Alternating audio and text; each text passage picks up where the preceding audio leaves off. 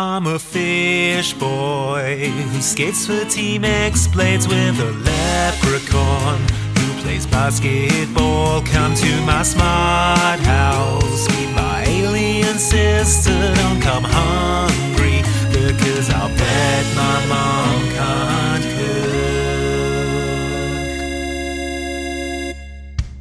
cook. Hello and welcome to Mom Can't Cook, a Decom podcast. I'm one of your hosts, Luke Westaway. And I'm the other host, Andy Farrand. Welcome. Great news, Luke, by the way. Oh, yeah? I meant to tell you before we started recording, but I guess I'll have to tell you now. On. You know our distant father? Yep. Who owns that big podcasting factory? Yeah? What, he hasn't bloody Great died, news. has he? Well, he's died. Okay. That's the first bit of good news. The second bit of good news is that he has bequeathed us this podcast, Mom Can't Cook, a Decom podcast. It's ours. It's all ours.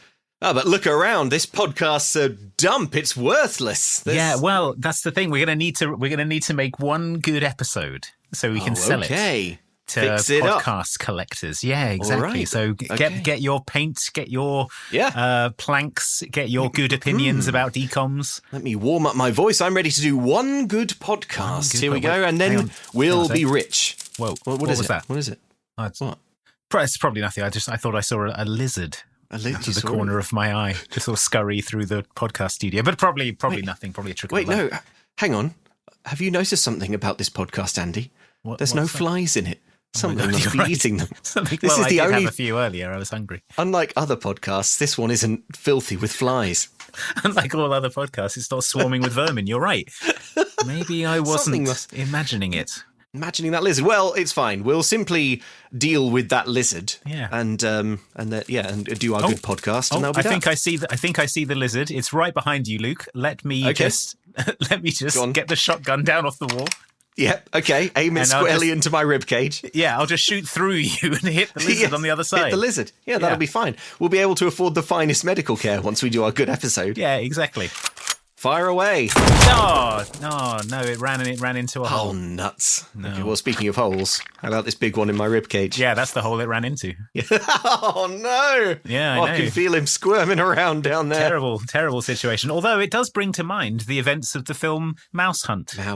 Which we're here to talk about today at Luke's insistence. At my insistence. Okay, let's listen to... This is what you like, is it? Oh, my God, this is... Okay, let's listen to a trailer. And then we'll get into it. The Smuntz brothers have inherited their father's old house. Sorry, Pop, I'm sorry! Fixing it up could bring them a fortune. We can make $700,000 easy. Smart. Our future is staring us in the face, and all we have to do is grab it, baste it, and scarf it down. There's just one small problem. Hello.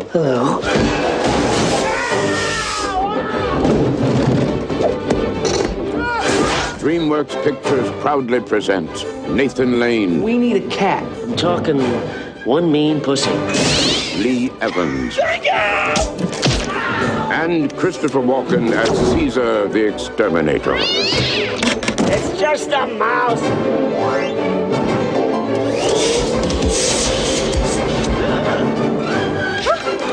I don't think we'll be seeing any more of that.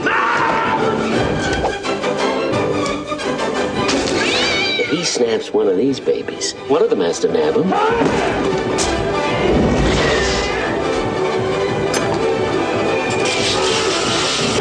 Mouse Hunt.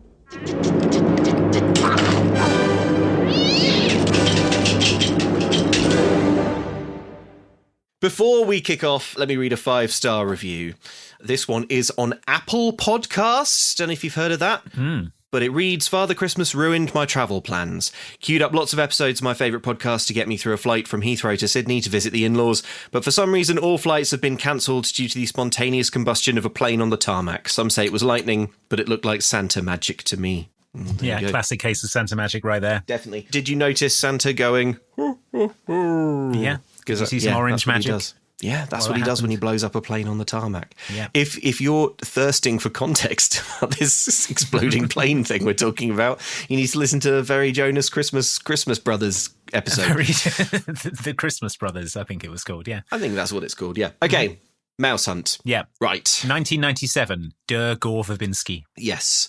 Okay, so I don't mind telling you, Andy, that I am starting to get pretty sick of revisiting things from my childhood. Right.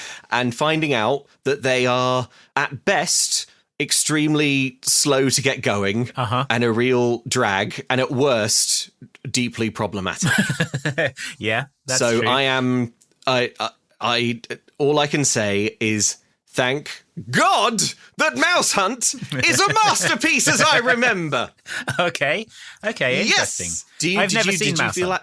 Oh, you'd never seen Mouse Hunt? I've never seen Mouse Hunt before this. What did you think? What did you think of Mouse Hunt? Top line it for me. It's Home Alone with a mouse. Okay. So 5 stars, yes? So, I mean, it's... Home Alone with a mouse? Reductive. I think what's interesting about Mouse Hunt is that in Home Alone, the people who get brutalized for the entire runtime of the movie are like horrible criminals. Yes. Whereas the two boys, the boy brothers in this, who get brutalized for the entire length of the movie, they're not really bad guys. Like, no, they're kind of nice. Lee Evans is nice. Yeah. His brother, Nathan Lane, is a bit of a jerk, but he's not a bad guy. It's like Home Alone if Kevin McCallister was trying to bring the burglars together. Like trying to mend a rift between the burglars. You said this to me when you described Mouse Hunt to me. You're like, and the mouse is the ghost of their dead dad and he's trying to bring them together. And I went into the movie with that assumption. And I was like, no, it really seems like he's trying to murder his children. And all it leads to is them like arguing and bickering and drifting even further apart. I definitely remember there being a much more heavy-handed inference that the mouse is the ghost of the dad than there was upon rewatching. Yeah. There's definitely something going on with the mouse. Is definitely in some way paranormal. It's not an ordinary mouse. They say as much. They say, I don't think we're dealing with an ordinary mouse. They render it unconscious with an orange at some point, so it's not like it's a ghost or something. Yeah, but it also like tortures a man and like drags. It also locks Christopher Walken in a trunk at one point. Yeah, exactly. So. Oh my God. Okay. Before we get this film made me think. Okay, so for Christmas, Andy very kindly bought me a book about life in the Georgian Navy, and this movie put me in mind of nothing so much as the golden age of sail, because this. But then, I mean, everything puts you in mind of the golden age of sail. Yes, but this did as well. Okay, So this is a movie that just a few years later would have been made with so much CGI as to render it basically boring. It's I think this movie is... this one. There's a few sparing uses of CGI, but I think this movie looks so impressive. And the physical effects, and the film is basically just non-stop practical Laurel and Hardy prop comedy and pratfalls and stuff like that. But it is the absolute peak. This film treats wood as if it's kind of crepe paper and people are just constantly being shredded through wood. Everyone in this film would be dead from splinters within 1 second. There's a really, really impressive practical stunts in the movie that we'll talk about when we get to it. But I was very impressed by the amount of effort that must have gone into that. And, the cast is good. I think Lee Evans, he seems to have retired now, which is a shame because I think he is a very gifted physical comedian in that sort of Stan Laurel role. Yes. And Nathan Lane's great in everything. So yeah, he's Nathan Laning all over. He's doing the Nathan Lane thing he does, and it's unbelievably watchable. And listenable. Okay, right. Oh, also, this whole movie has a very strange aesthetic, considering it's a madcap caper kids movie. You're probably imagining something quite colourful and saturated and cartoonish, but it is the whole thing has this kind of greeny brown wash. Yeah, it's very dark and oppressive. And it's I don't think it's clear when it's set either. No. I was assuming it was contemporary, but there's a lot of very old technology and they go out in the streets and it looks like it's the sort of 1930s at times. Yeah, it looks like Prohibition Chicago or something. Yeah. This movie looks like it takes place inside the Matrix, inside the 1999 Matrix. Everything's like these tall brownstone buildings and it's constantly raining. Right. But then Christopher Walken is using a plasma screen and stuff. It's yes, it's sort of out of time. He could be a time traveller, though. That's it would true, fit with his character. His whole deal. Okay, so we open on a black screen and a quote. The quote is, "A world without string is chaos." A quote attributed to Rudolf Smuntz. Okay. All right, the first big laugh of the movie. And then, like any good children's film, we open on a funeral. Yeah, it looks like a Batman funeral. It's like a Gothic church. Yes. It's got very steep steps. There's a lot of people in black overcoats, big black umbrellas, rain. Everyone's lined up on the steps. The door opens and priests come out in procession with a coffin down it must be said, very steep steps. Very steep and slippery because it's raining steps. The two lead pallbearers either side of the coffin are bickering with each other. They are our protagonists. On the left, we see Ernie Smuntz, played by Nathan Lane, and on the other side is Lars Smuntz, played by Lee Evans, and they start arguing and bickering almost straight away. Yeah, about how each of them is not pulling their weight. I am going to struggle to call them Ernie and Lars, I think, because they are so very much Nathan Lane and Lee Evans. But we'll see how I get on. You want to call them Nathan and Lee? I want to call them Nathan Lane and Lee Evans is what I want to call them. But we'll see. They're bickering. Yeah, they're bickering about like the colour of their suit. And in his rage, Lars, Lee Evans, pulls the handle of the coffin that he's holding off the coffin, which causes the other pallbearers to drop it.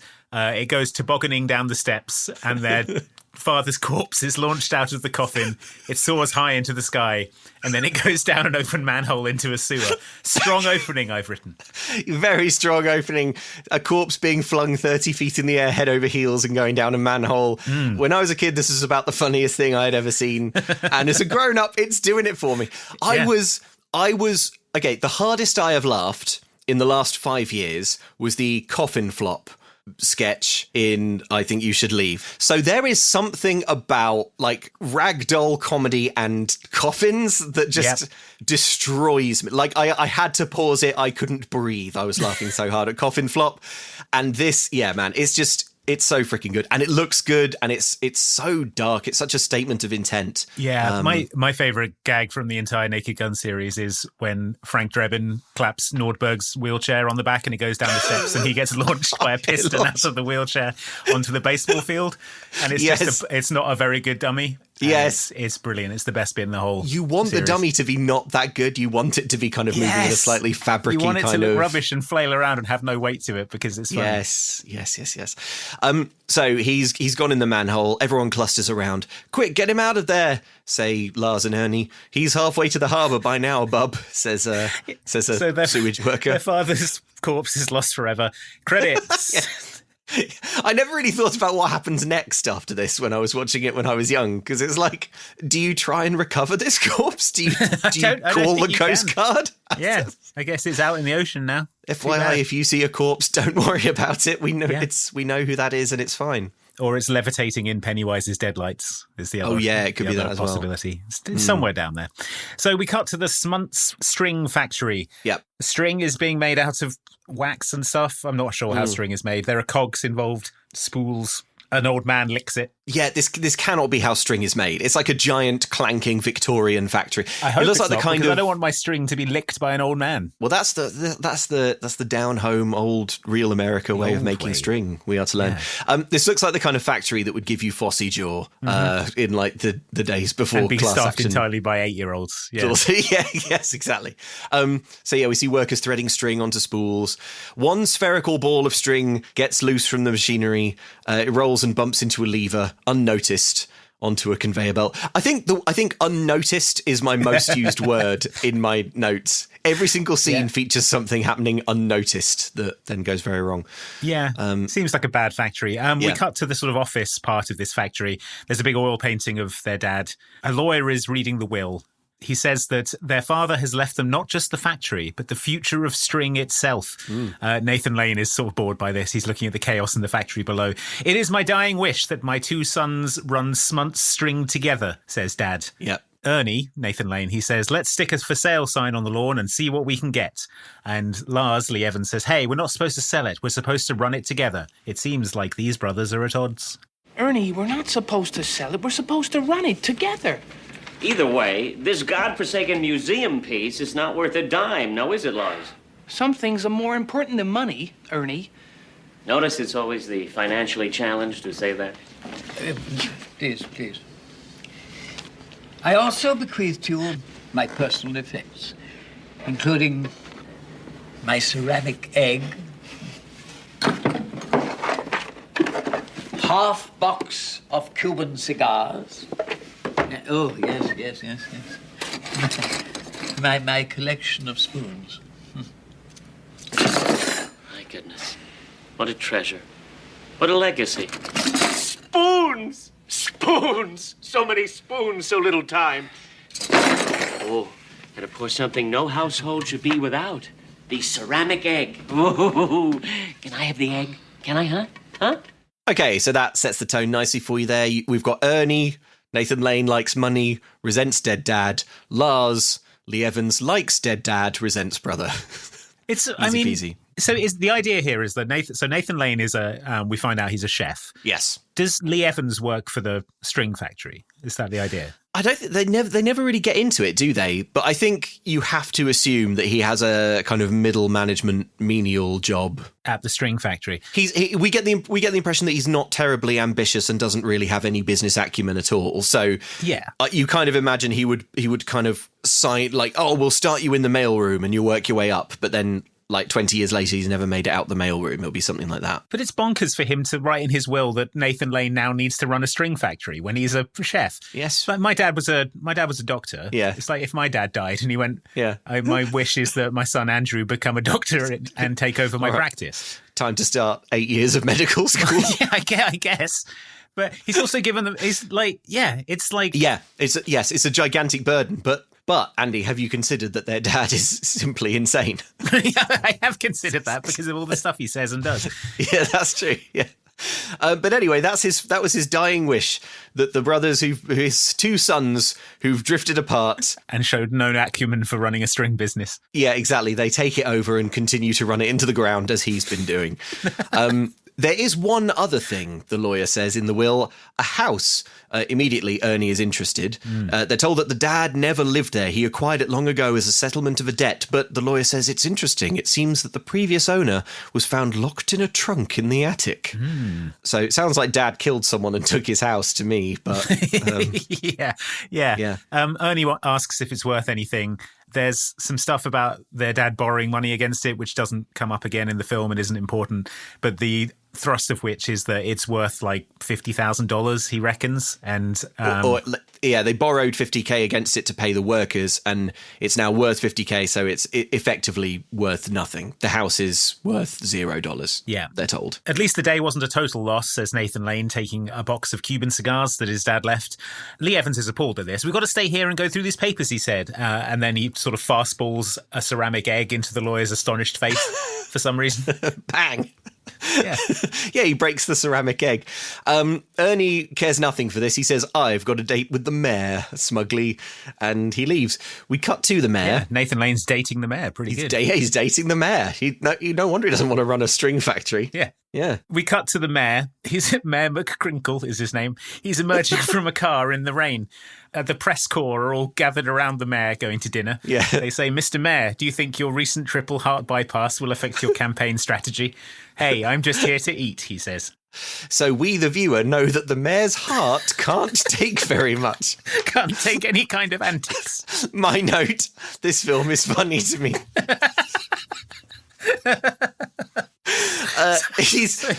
The mayor is at risk of a serious cardiac event. Yes, and the film generously lets us know that. So the mayor and his family are met by Ernie doing a French accent. He runs a restaurant called Chez Ernie. Chez Ernie, yeah. In the kitchen, Ernie is sautéing while the mayor kind of sits and enjoys some starters. And then unnoticed by Ernie, Well, he looks across at the filthy old cigar box that he's placed on a food preparation surface next to him. Yes.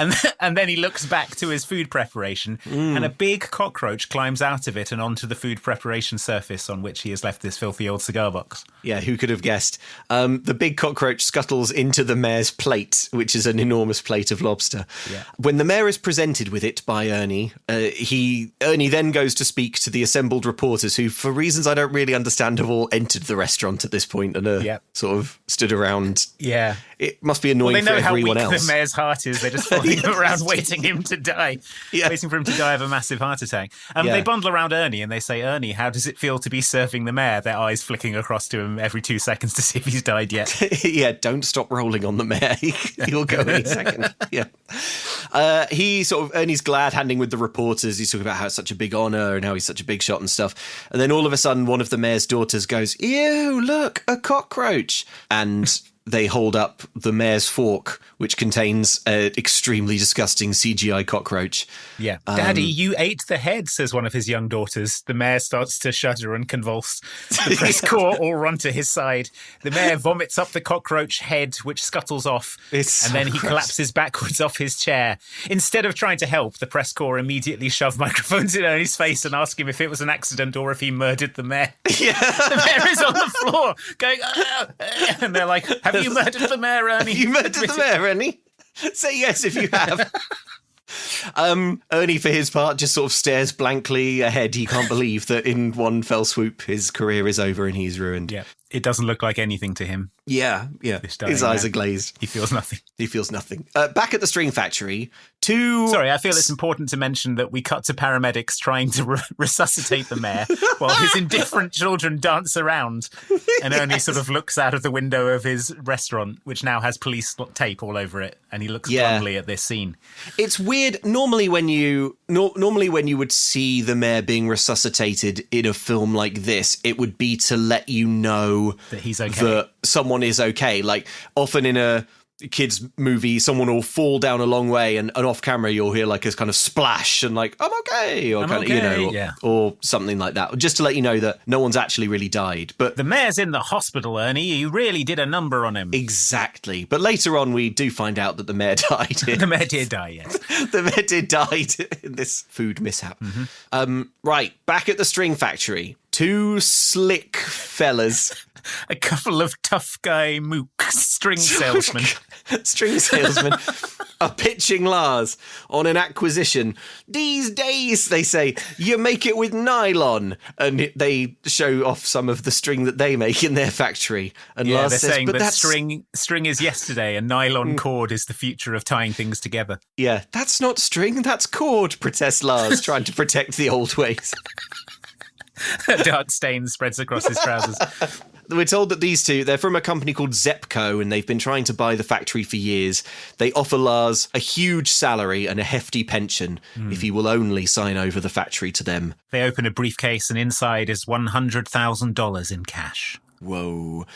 Lars looks at it lustfully for a moment, but then out of his pocket, he pulls a tiny piece of string and he lifts it up to like eye line height and stares at it for about 20 seconds. his eyes glaze. It's like he and Ernie are psychically linked. Maybe this is the exact point at which the mayor died and all those microphones were shoved in Ernie's face across town. Yeah, good point. So the scene fades to his father's deathbed. Lee Evans is sat at his bedside. Nathan Lane is reading Bon Appetit magazine in the corner. Yep. My sons, says their dad. Lee Evans tries to call Nathan Lane over, but he won't come. I want you to have something. My most prized possession, says Dad. He gives him a piece of string, but not just any string. This string, I found it on my first day in America. It's been in my pocket for 60 years, he says. It's so funny. Now you have it. It's not the first piece of string that he made. He found it. It's not like your first dollar, you know, like the first dollar you make, you kind of like might frame like it Scrooge or something. McDuck's Lucky Dime. Yeah, it's nothing like that. It's just he was just in America and found some string on the floor and was like, some 60-year-old string. I think I'll make this. It's also worth noting that the actor who plays the dad, Randolph, who's dying here, is William Hickey, who died the year that this came out and the movie's dedicated to him. And he has the most amazing, memorable voice that we can't possibly do justice to. Well, we need to hear it now, probably. We need to hear it now. It's also the voice of Dr. Finkelstein from Nightmare Before Christmas. Oh, yeah. So, yeah. Anyway, here's a tiny bit of it. I want you to have something, my most prized possession. Oh, it's a piece of string. Not just any string. The string. I found it my first day in America. What's with the string? It's been in my pocket for 60 years. Yeah. I want you two to share it. Maybe it'll bring you closer together. So Ernie looks at this string impassively. He goes to snap it in half. Dad recoils as if snake bit. He says, I want you to share it forever. And he pushes their hands together. Nathan Lane says to Lee Evans, you carry it for the first 50 years and I'll take the next. Turn up the morphine drip, and then he stalks back to his magazine. Yeah. Promise me you will never sell Smuntz string to a big conglomerate, he says. Keep it in the family. The business must fail. It must. You must both be ruined. Promise me. Promise me. Promise me you'll give up being a chef. I promise, Pop, says Lars Lee Evans. End of flashback. So we're back in the factory now, looking at the suitcase of money, and of course Lars has to pass up on it. Instead, he just says to the Zepco reps, a world without string is chaos, his father's famous quote. We smash cut to his wife throwing bowls at his head. Yeah, she's furious. What's wrong, he says. You used to love string. That was when I was dating the son of a wealthy string magnate, she says. Everyone's dream. His wife, she's called April, played by Vicky Lewis at the height of her powers here. You all know Vicky Lewis from DCOM Den Brother. Mm-hmm. Just 1 year after Mouse Hunt, she's going to be in Godzilla 1998. Comfortably the worst Godzilla, maybe. So she didn't play Godzilla. She didn't play Godzilla, no, but she should have. I was looking up Vicky Lewis on IMDb at this point, and I was like, oh, she was in Den Brother. And then I realised, wait, is Den Brother why this movie is a thing for us? Was Den Brother the point where I was like, oh, look, it's Vicky Lewis from Mouse Hunt. You know Mouse Hunt. I don't know. You'll have to tell me. I honestly cannot remember how this became a thing, how this movie became a thing, but it may have been Vicky Lewis in Den Brother. It was because of the string cheese revelation. You were trying to explain it to me. Yes, but why was I trying to explain it to you? Why do you explain anything to me? I don't know. It's like the golden age of sale. Okay. So April is smashing things. She's packing a suitcase. He's broke. She's done. Yeah. He thought she'd be happy because he stood up for himself, he says today, a dark stain spreading across his trousers. Yeah. All you've ever had is plans, Lars, she says. My life is passing me by and I need more. Please don't go, April, says Lee Evans. I'm not going anywhere, she says, and kicks him out of the house. Pretty choice. So he's kicked out on Christmas, no less. Lars finds his way to a grimy diner where he orders a cheese sandwich and sits there looking dejected. It comes with capers. The news report tells of the death of Mayor McCrinkle. Doctors say the official cause of death was heart failure due to culinary mishap. And once the hottest restaurant on the wharf, Chez Ernie, is now condemned and scheduled for demolition. They're going to destroy the building. Destroy the building. Well, no, we got it. It would only be haunted by the mayor's restless ghost. That's a fair point. Yeah. Lee Evans looks at his grilled cheese sandwich, onto which the server has spelled out "Merry Xmas" in capers. He looks at it and then sends it back for having capers. On the news, the Chiron says Smuntz in hiding. Yeah, and the anchor says, "If there is a villain in this tragedy, it is Ernie Smuntz." Okay, seems a little harsh, but fine. So from behind the back of the diner, the chef pokes his head out, annoyed at this caper send back. Which one of you palletless sheep sent my sandwich back, he says. It is, OMG, Ernie Smuntz. He's hiding out in the diner. He locks eyes with Lars, and they realise that they have both lost everything. We cut to them walking together, discussing how Ernie didn't do anything wrong and is being victimised. Yeah. He put everything he had into that restaurant and now he's got nothing. If only we could sell the factory, he says. Nervously, Lars says that he'd let him stay with him, but April threw him out. Nathan Lane pauses briefly to pity an unhoused man, and then Lars talks of how close they were as kids. A woman puts money in Ernie's hat because he looks destitute. He then drops it in the sewer and yells at Lars for having no home, no money, and no wife and no talent. Yeah. It's pretty good stuff. It's pretty good. Yeah, he shouts at this socialite who drops the change in his hat going, I was on top once too. So they have a chat. Lars tells Ernie that at Christmas they should be grateful for what they do have instead of dwelling on what they've lost. Yeah. And a tableau in a shop window reminds them that they own this mysterious house, so they do in fact have a place to stay. Yes, the tableau in the window is exactly the house that they own. So there's a cake. Yeah. So there's a cake in the window of the unfortunately named Epstein Bakery. That is unfortunate. It's a miniature house on a cake that says "Welcome Home" in icing, and the house is an exact replica of the house that they bought, which is interesting because later we discover that this house is a kind of lost architectural masterpiece that no one's aware of. Okay. So yeah, that's odd. Oh, I guess maybe this cake maker was just dreaming of what would a perfect house look like? Yeah, maybe. I think it would go a little something like this. Something like this. So they ride out there in a car. We see the house. It's an imposing mansion, but run down. Do you like this house though, right? You dig the house? Oh, the house is cool. Yeah, I like the house. It's got sort of Addams Family Mansion vibes. Yeah, no issues with the house. Or a bit like the house in Casper or something. Yeah, okay. Yeah. Not quite as good as the Addams Family house. Not quite but as good as the Addams Family house. Doing its best. Yeah. It sort of sits alone on a hill. When they go inside, they find that it's dark, drafty. They walk around with flashlights. Clearly no one's been here in many years. Ernie insults Dad's ghost. Yeah, he says, this is just the kind of house I'd expect Dad to have. Cold and spooky. We see that they're being watched by something. Oh, I got a chill, says Lee Evans. You shouldn't talk about Pop that way. Really? What does this do for you, says Nathan Lane. Thanks for nothing, you string-sucking old loon. Lars whispers to the air, he doesn't mean it, Pop. They go upstairs and find that there's only one bed, a sort of mangy old cot. They flip for it, but the coin lands on its edge. So we cut to them sharing the bed, tucked up together. Do you see what I mean, though? This is like if in Home Alone, the Wet Bandits owned the house in which Kevin McCallister lived. and Kevin McCallister... which is generally quite nice. No, it is... I know what you mean, it is like Home Alone, but I do think that the brothers are still... No. Kevin McCallister is the mouse, but it's the mouse's house. It's the mouse's house. Just as in Home Alone, it's Kevin's house. As Christopher Walken is going to say later, to the mouse, you were the intruders. Right. So it would be, I don't know, what would it be like? It'd be like if the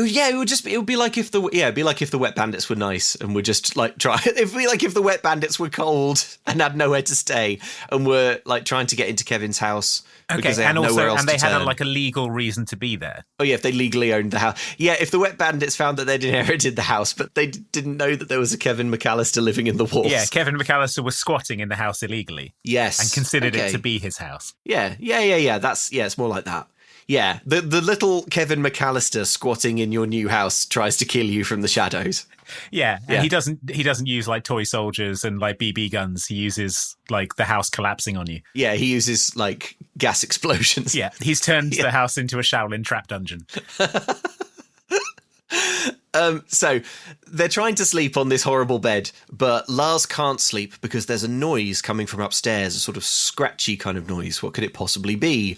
They go upstairs to check it out. There is some comedy that I kind of want to skip past because I want to get to the mouse being here. Yeah, I've written, the attic is full of junk. Lee Evans opens a box labelled mothballs and a million moths fly into his face. There is a humour joke with Ernie's face in a painting, etc. Yes, Ernie ends up with his face through an oil painting of a busty lady. It's a humour joke.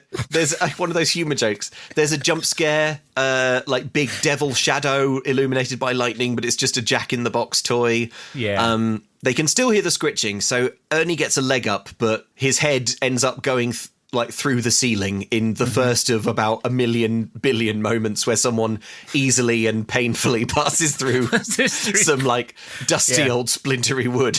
Yeah. He discovers some posters up there and he sort of gets them and then is dropped painfully because a mouse runs at Lee Evans.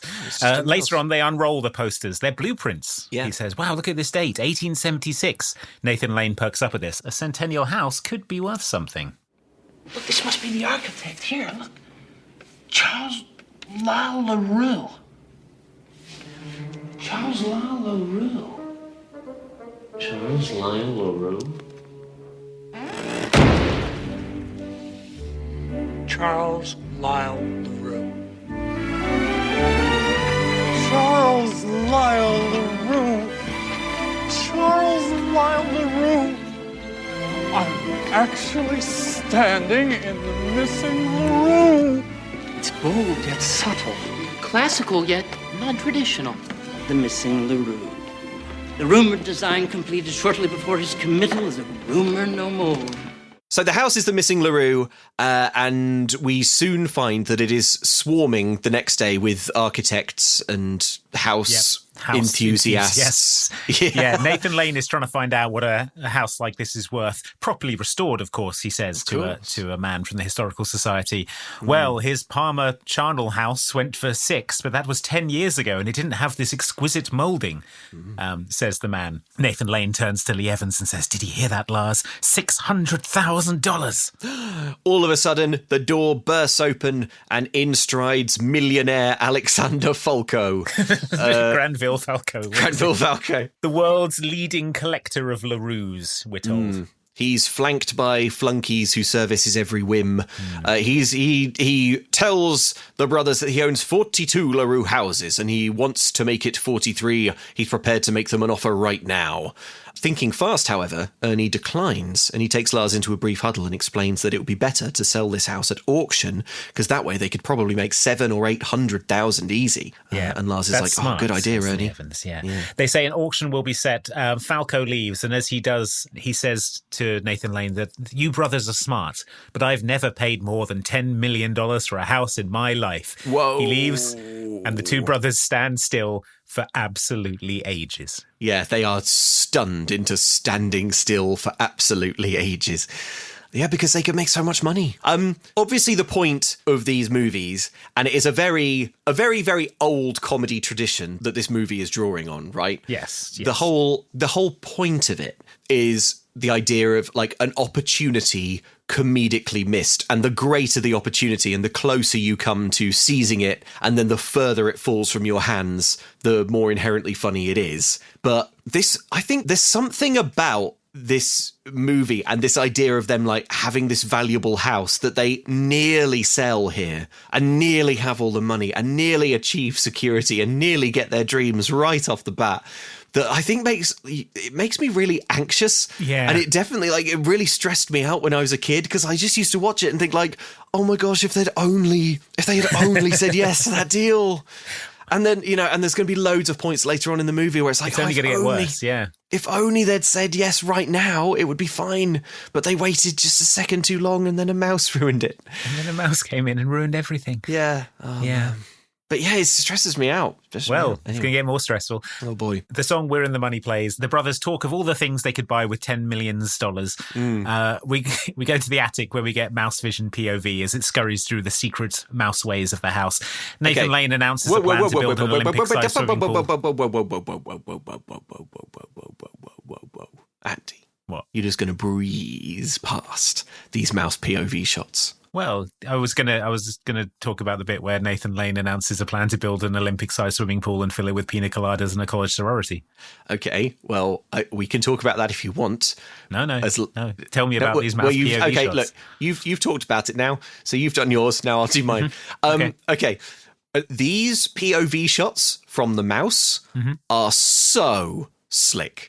It is one of the best shots in a film I have ever seen. I don't mind telling you, the listener.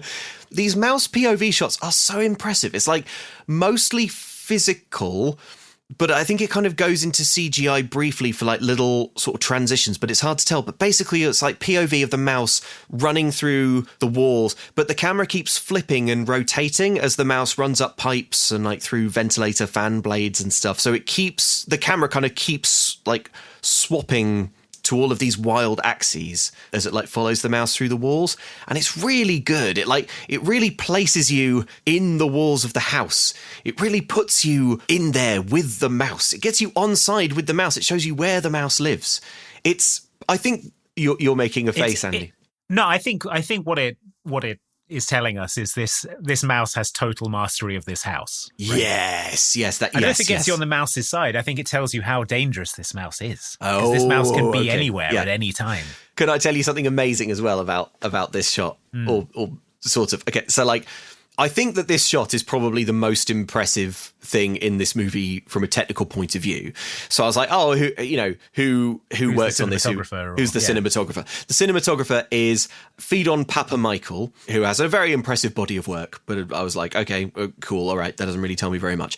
I finished watching the movie, and as the credits were like rolling and I was kind of making some final notes, I caught a name in the credits out the corner of my eye, which rang about. It's quite a distinctive name, and I recognised it. Are you aware of Wally Pfister? Yes, I've heard the name. Pfister, right? Yes. So in Mouse Hunt, he is the camera operator. That's like the role that he's credited with in this movie. But Wally Pfister, Oscar winner, is best known for his work with Christopher Nolan, and he won an Oscar for being the cinematographer on Inception, which obviously has a lot of this like swirly kind of up-down angle shifting camera work. My God. Oh, exactly. Oh, this my is freaking God. the genesis of the Inception rotating camera stuff. Yes. No Mouse Hunt, no Inception. That's... No Mouse Hunt, no Inception, no Mouse Hunt, no Pirates of the Caribbean, of course, because this is Gore Verbinski's first movie, and he went on to direct Pirates of the Caribbean, Curse of the Black Pearl, one of my favourite movies. Yeah, the number of things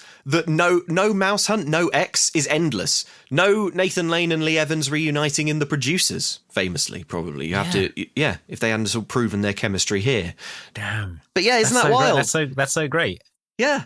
So yeah, Wally Pfister. Well, he could probably afford to build an Olympic-sized swimming pool and fill it with pina coladas and a college sorority now. And a college sorority, he could. Yes. So the mouse arrives at a mouse hole next to the room where the boys are discussing their good fortune. Nathan Lane throws an olive to his mouth, but he misses and it falls on the floor. The mouse comes out to get it and he rolls it back into the wall. And Nathan Lane is like, nice, we found our friend's hideaway. Lee Evans, because he's fundamentally a nice person who doesn't deserve to be brutalised for the next 90 minutes, says, we don't need to kill it, do we? A single vermin can bring you down, says Nathan Lane. Believe me, I know. And we realise that his desire to get rid of the mouse is rooted in his recent trauma where the cockroach ruined his life. So both of them are coming from a very understandable place and maybe don't deserve to be brutalised for the next 90 minutes. Maybe they don't, but it's going to be pretty frickin' choice when they're brutalised senseless for 90 minutes. So Ernie picks up this gigantic, sort of brutal, medieval-looking mousetrap. It's this kind of big slab of splintery wood. I can't begin... I hope I'm getting across how splintery this film is. Everything in this film would give you a splinter. And he's like snaps this gnarly old trap, kind of makes a horrible sound. It's kind of like if Joe Pesci lost his job because Macaulay Culkin came into his work and attacked everyone. And they're like, we're firing you, Joe Pesci, because of the actions of Macaulay Culkin. If the mayor bit Kevin McCallister in half and it made him choke and die in surprise. Half of Kevin McCallister scurried off and reformed into a full Kevin McCallister. Yeah, it would be a bit like that. I guess I'll go home to the house that I legally own. And then Kevin McCallister was living in the walls and brutalised him. Brutalised him horribly. So they put down this mouse trap and we cut to nighttime. The brothers are in bed again. We see the little mouse approaching the olive. The mouse in this film it's mostly real mice that they do it with.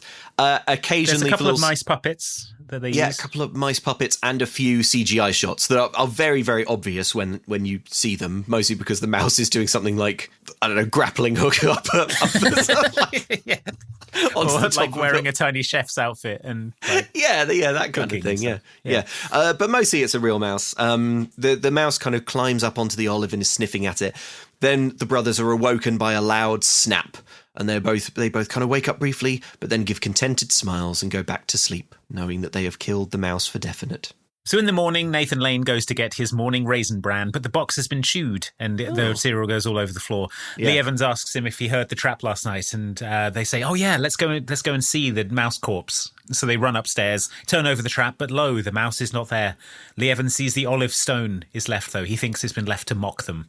Nathan Lane says, no, that can't be true. Mice don't have a sense of humour. Yeah. He goes downstairs to get more cereal, explaining that mice don't have a sense of comic timing or sort of dramatic irony or anything like that.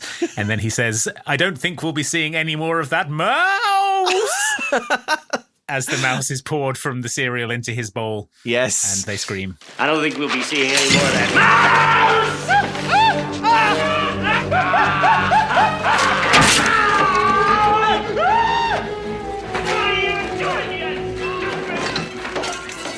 So it's our first chaotic scene of everyone getting hurt. Ernie goes to grab the mouse. Lars strikes down with the broom and breaks it on Ernie's head. Yeah, there's a lot of them just sort of maiming each other with various bits of household equipment. Yeah. Which is great. Lars gets a meat tenderizer, and howling with bloodlust, the brothers chase the mouse through the house. Yeah, Lee Evans has done a full 180 on killing this mouse. He's now like pulls a meat tenderizer out of a drawer and starts cackling maniacally. Yeah, it's like if the Joker had a meat tenderizer instead of a big hammer or whatever he has. I don't know. Yeah. There's a good shot of Lee Evans and Nathan Lane like whacking a floor randomly, and then afterwards they've like painted in a CGI mouse avoiding all the blows. Yeah. It ends with Lars crushing Ernie's hand with a meat tenderizer. Yeah, he maims his hand with the big hammer. Yeah. They strangle each other and the mouse goes into the hole. They put their eyes up to it. Get me my Gouda, says Nathan Lane. Yeah. We cut to them slicing a piece of premium Gouda from a giant $8,000 wheel of Gouda, which he brought with him. He brought with him, I guess. It's a slice of exquisite Gouda is placed on this brutal trap. And as they place it delicately in the background, we see, unnoticed, the mouse climbs atop the huge Gouda wheel and starts rolling it away like Donkey Kong would roll a barrel. Yes, Nathan Lane has left it on the floor while he baits the trap, so it's easily wheeled away by a normal mouse. This like dusty, crap-covered floor that he's just put his expensive cheese on. And so they've placed another trap. The mouse stole the cheese. We kind of pause the action here for a moment. The brothers think they've got this all under control and they start fixing up the house. Yeah, I don't know why they decide they need to renovate the house, because like the value in the house is like it's this architectural treasure. Yes. And then they're like, we need to like hammer a load of plywood to all the walls and buy like a hot tub and stuff. Yeah, all of their renovations are obviously neither of them are, they're not DIY people. They're not decorators. No, they're not home renovators. Yeah, they do an inexpert job and everything they do looks bad. And as you say, Andy, like just even if this place would be worth more properly restored, just sell it unrestored for still a lot of money and don't have to renovate the house. Give you $10 million right now for the house in its current state. Yeah. Do you want to spend 6 months like attaching MDF to everything to hopefully make it 10.5? And the point is, it's a historical treasure. You wouldn't go, oh, I've inherited Buckingham Palace, but it's a bit outdated, this decor. Tell you what, we'll strip all this out, put up some nice walls. I'll put in a skylight over here. Yeah, exactly. We'll turn it into luxury flats. Yeah, we'll get some plasma screens on these walls. Yeah. Look a lot better. Oh, that's strange. Now no one wants to buy it. Yeah. What if I told you that there's a ghost of 1,000 kings? Well, that's going to lower the value for a start. Also, I think there'd probably only be the ghost of like maximum 2 or 3 monarchs, because they haven't actually been there for very long, have they? No, exactly. It'd be all grey ladies and stuff. You wouldn't be able to move the grey ladies. Yeah. Non-stop grey ladies.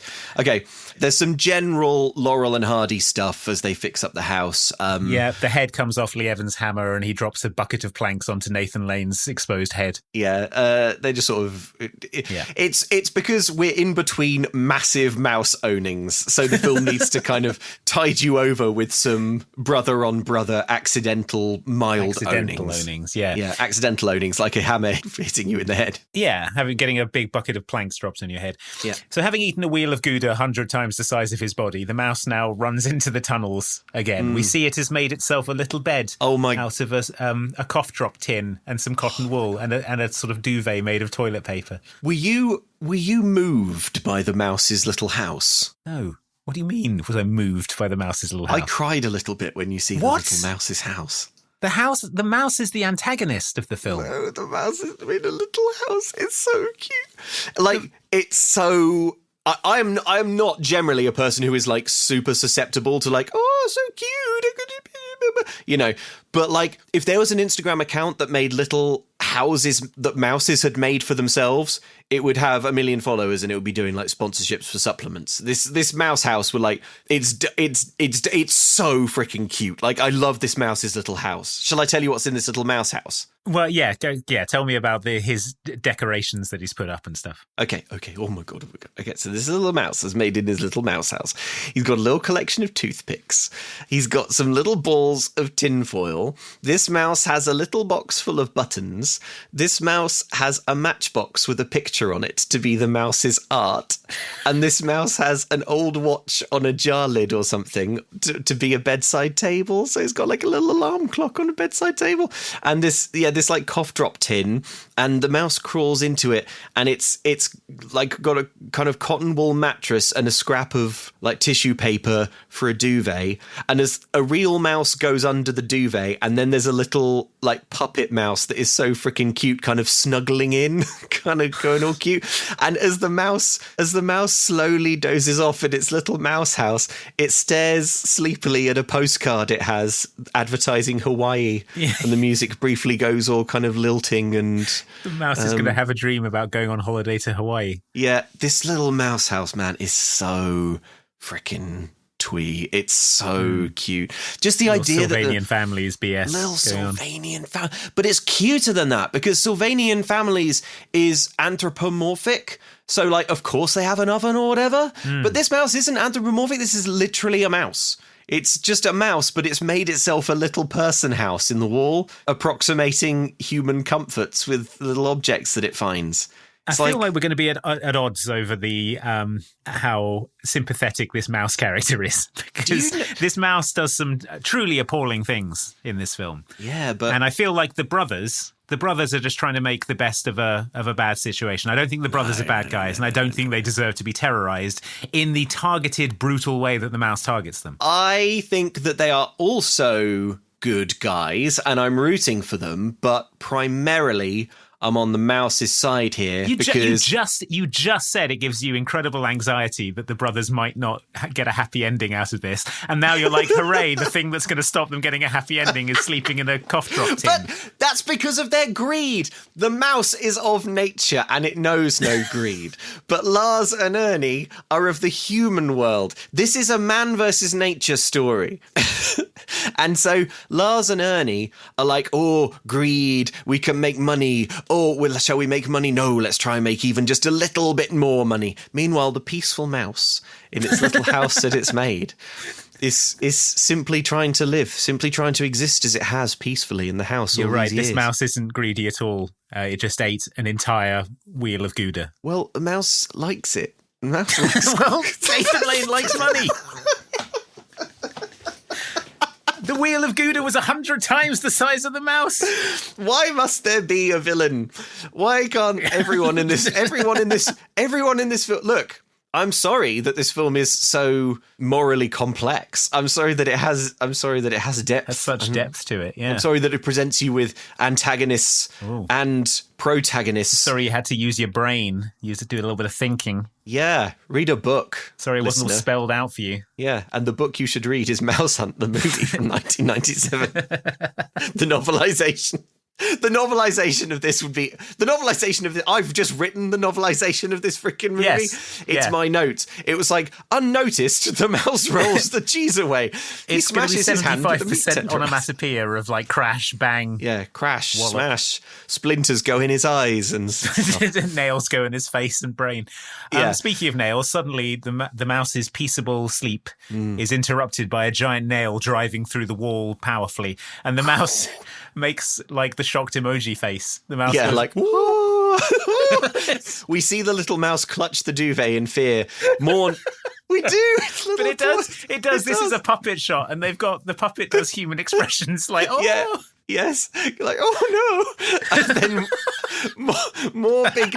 more big nails are fired through the wall. Yeah. The stunned mouse dives under its bed for cover as nails tear through its possessions and destroy its peaceful house. Each nail knocking 10 grand off the asking price of this house. Yeah, right. As they ruin the original moulding. Yeah, so the mouse runs through the inside of a wall, and the nails kind of pop in behind it, like a Crash Bandicoot level. What's happening here is that we see Lars is using a nail gun to affix a new skirting board doors to the priceless LaRue moulding. Made of plywood. Yeah. The nails catch up. The mouse is helplessly pinned. It stares at the spot on the wall where the next nail is about to come and pierce its brain. The nail blasts in, but it stops just millimeters from the mouse's face because the gun malfunctioned in some way. Phew, the mouse is okay. Yeah, this skirting board is like 90% nails as well. Oh, yeah. There's a nail about every 2 centimeters. Yeah, and they're not in a straight line either. They're kind of like zigzagging freely. So I see. I've inherited this Vermeer painting. It's a bit old looking. But I punch it up with some emojis. Yeah. That will make it more valuable. I think I have some highlighter pens. Let me just sort of jazz it up a little. So the mouse prepares for death, but then all of a sudden Lars is called away before he can use a hammer to drive in the final nail and kill That's the right. mouse. It's Nathan Lane. He's bought a tacky jacuzzi tub to put in the house to increase its value tenfold. It costs $1,200, and they carry this bathtub, this like pink plastic bathtub. It's got a cardboard cutout of a woman in it, a bathing woman in it. A bathing woman. Lars upbraids Ernie for spending $1,200 on a stupid tub when they don't have very much cash to be doing this work with. The house has a sort of exquisite copper clawfoot bathtub upstairs already. Yeah. Halfway up the stairs, Ernie sees the mouse looking at him through a big jar, so its face looks big, and he's scared. Then the mouse slides on its ass down the banister in a cool way, and the confused and furious boys sort of manage to fall into the bath. Yeah, they go flying down the stairs out of the front door, like in Home Alone.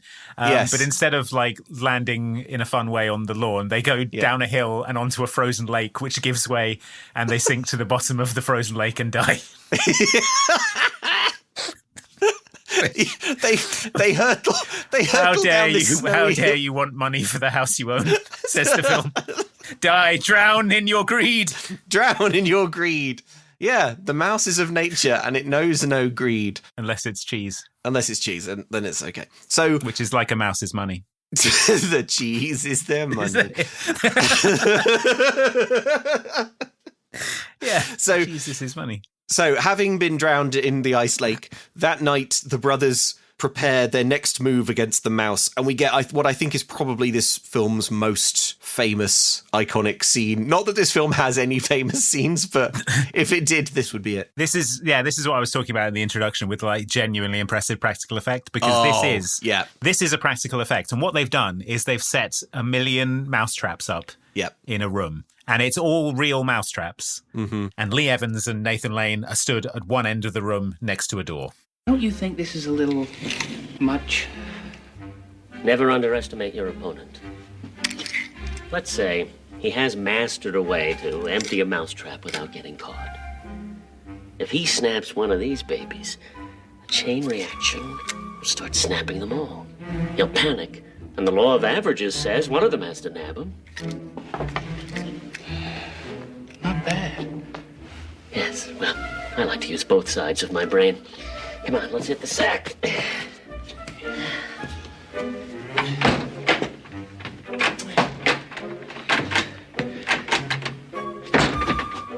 Uh-oh, seems like the door doesn't open. Yep. And the camera pans across the room to show us how the brothers are stuck at the end of a room that is filled with 5 million primed mouse traps. Yes, what on earth are they going to do? They slump down against the wall, night falls, and they spend a night of fitful sleep trying not to trigger any mouse traps. Yeah. In the morning, the exhausted boys are huddled in a corner. Have you figured it out yet? Lars asks. Shut up, I'm thinking, Ernie says. He's delirious. As Ernie racks his brain, from a hole between the two of them, the mouse emerges. Keep perfectly still, says Ernie. This is it. We see the mouse venture out into the room full of traps, but they watch aghast as it scampers nimbly through all of them. It deftly avoids all of the traps, and then it runs up and across some shelves in a sort of fun platforming sequence. Yes. Like something from Little Nightmares or something. It deftly swings across a light cord, turning on the light bulb. It runs through various precarious objects, platforms across a flower. It's a combination of a real mouse and CGI here. It's the real mouse stuff is good. The CGI looks bad. Yep. And then he goes for a big bowl of fresh cherries. Why the brothers took the time to arrange a big bowl of cherries? We may never know. because they're about to be killed. I don't know if begin to imagine what you just looked up. I was just confirming that the former US President Zachary Taylor died from eating a big bowl of cherries. So maybe what? So maybe they were thinking, so maybe that was what they were going for. Did he choke? What? No. What happened then? On July 4th, 1850, Zachary Taylor the 4th of July. reportedly consumed copious amounts of cherries and iced milk while attending holiday celebrations. Over the course of several days, he became severely ill with an unknown digestive ailment. Oh my gosh. His condition worsened and then he died. Cherries and iced milk. Yeah. I mean, it does sound like the kind of thing that if you had too much of it, you might die. But that's true of anything, right? You can have a fatal dose of just about anything. Wow, he must have really loved cherries, I guess. Yeah. He just went absolutely nuts on a bowl of cherries and died of it. So maybe that's what they were expecting the mouse to do. Yeah, maybe. Yeah. Okay, so the mouse gets to this big bowl of cherries. A drum roll starts as the mouse takes up position on a can above the cherry bowl. It leaps onto a spoon that is in the bowl, firing a single cherry into the centre of the room. The cherry lands, spins, the stem touches a trap oh so delicately and sets off a very visually impressive tidal wave of traps. Every single mousetrap activates. The brothers scream and then make the interesting decision to roll sideways into all the traps.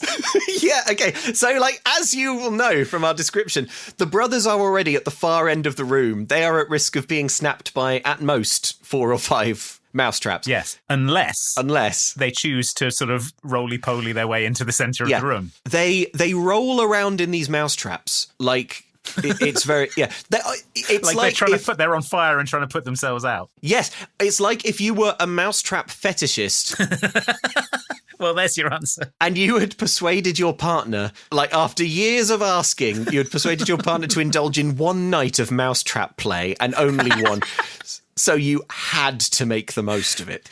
These brothers, they go for it like it's their only chance to get this out their system. They dive and roll and sort of fling themselves around in this sort of maelstrom of traps. Well, I understand why from a production standpoint, because these were all genuine mousetraps. And to do a second take of this, they had to reset 1,000 mousetraps. Oh, man. So probably they were hoping they could get it in one. Yeah. So they wouldn't have to spend all day waiting to get trapped by 1,000 mousetraps again. Do you think the traps went off? But if you're playing Mousetrap the game, and sometimes the trap will go off when you're only halfway through setting it up, or when you're doing dominoes, doing a domino train. There must have been a few takes where they got halfway through filling where production crew just got sort of snapped up. A few bits where Lee Evans accidentally walked into the room and it just went off on his genitals. Or Wally Pfister got snapped. And he was Wally that's Pfister it. was shooting a rotating shot of Lee Evans's crotch and accidentally a mousetrap went on it. He's that's it, I'm doing Inception. It's that's it, one day I'll win an Oscar. Yeah, that's it. So as the brothers struggle to a seated position, covered in traps, we see the mouse make up a little charcuterie pile out of... It chooses a premium cherry and a piece of cheese and makes a nice little charcuterie board to take away. And legs it. Furious, the brothers give chase. They are tired, they are betrapped, but that is all outweighed by their pure, unbridled, unthinking rage at this mouse. Yeah, mouse fury. Ernie has a vacuum cleaner, which he rams inside of a mouse hole that the mouse has just dived into. We see the mouse in the walls clinging desperately to a piece of cabling as the sort of air is... It's kind of like an airlock. It's a sort of airlock thing. This mouse is kind of being sucked backwards, but it's holding onto a little cable. Thankfully, quick as a flash, the mouse has the clever idea to disconnect a sewage line and connect it to the vacuum nozzle. Well, I don't know if this is the mouse's idea because, so we see a scrap of paper fly past the mouse's face and the paper says sewage line on it. So we know that the sewage line has been disrupted by this vacuum cleaner and the mouse breaks the fourth wall at this point. It's CGI and the mouse looks at the camera as if to say, oh, brother. Oh, brother. But I'm not entirely sure how it happens, but the sewage line ends up getting connected to the vacuum cleaner nozzle. Yes. And now Nathan Lane is sucking up gallons and gallons of human feces with the vacuum cleaner. Why is there gallons and gallons of human feces in this house that has been... I guess they've directly accessed the city sewers. They do make it clear that Nathan Lane's character eats a lot of rich food. Oh, yeah, that's true. Yeah. He's a French chef. you know. So the brothers can feel like stuff chunking and flunking along inside their vacuum cleaner, and they are sure that it's a mouse going in. It's one mouse going in, and they're like, whereas in fact it's gallons and gallons of effluent, of raw sewage. Yeah, the bag is sort of like groaning and like heaving behind them, and they're like, yes, we've got that mouse. Yeah. The mouse watches happily as sewage explodes everywhere, covering them in feces going in their eyes and mouth. The mouse looks into the house from outside a window, and there's like one of those gags where like the window goes like that, and the whole thing is covered in poop. Then we see Ernie and Lars sort of staggering to the door, because as this happens, there's a knock on the front door. Someone is here with a notice of foreclosure. The brothers answer the door covered in shit and mouse traps. We're foreclosing on your house. You've quit paying your mortgage, says the man. It's a mistake, says Nathan Lane. This house is paid for. No, says the man. You borrowed against it. If you don't pay the $1,200 due, we'll repossess it. And of course, $1,200 was the exact amount that he spent on a jacuzzi tub for the house. Oh, there's that stress again. If only he hadn't done it. Or if only that bathtub wasn't now at the bottom of a frozen lake, so they could return it for the money. Yeah. We get a ticking clock here as well. They ask how long they've got. 1 week from 5 days ago, says the man. But that's 2 days. We don't have the time to deal with this now. We're trying to do a great renovation on this house, says Nathan Lane. And he slams the door on the bank man. Yeah. We cut to them discussing their predicament. They're discussing it en route to the City Pound. The City Pound is an underground facility. As they go into it, it's like where the Men in Black... Yeah, it's like where... If you were to leave the car park where Mulder meets the smoking man and go into the actual building that it's the car park for... Yeah. That's the vibe. Yeah. As they enter, a child is being dragged away screaming for their cat. And in the background, as the brothers wait at reception, a cat is being gassed by men in hazmat suits. Yeah. The brothers say that they want a cat, and they are led into an Indiana Jones Ark of the Covenant warehouse, but for cats instead of relics. Yeah, I've written they're led into a cat prison, which is the same vibe. Yeah, same thing. Basically. Anything I can help you with? Hi, Maury. We need a cat. Find the one you want, and I'll spay or neuter it myself. Well, these are all kittens. We were hoping for an older cat, one with experience. That's a switch. Most people like the cute little ones. Experience with what? Mouse hunting. Oh, all cats are good mouses. Yes, but you see, we have huge rats the size of sumo wrestlers, and lots of them. So we really need a ferocious feline, preferably with a history of mental illness. I'm talking one mean pussy. Yeah, a vicious cat. Difficult to love. Do you have any of those knocking around your cages? Funny you should ask. I had all but given up on anyone wanting him. We were about to gas him again. Again?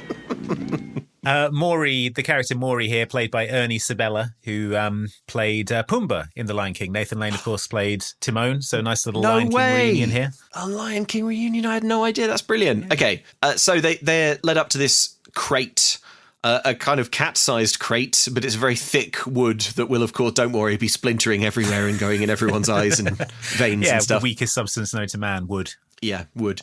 It's kind of chained up, and we're told that this cat is called Catzilla, or at least that's the label on the box. Yeah. He spent most of his life in that box, I expect, says Pumbaa. There's snarling from within. Lee Evans coos of it, and he says, "You want to go home? You want to have a home? You're going to have to kill for it." He says. Yeah. Ernie taunts Catzilla, and it lunges from within the box and manages somehow to scratch Lee Evans. Pumbaa rams a cattle prod inside a hole in the box and subdues Catzilla. Good scene.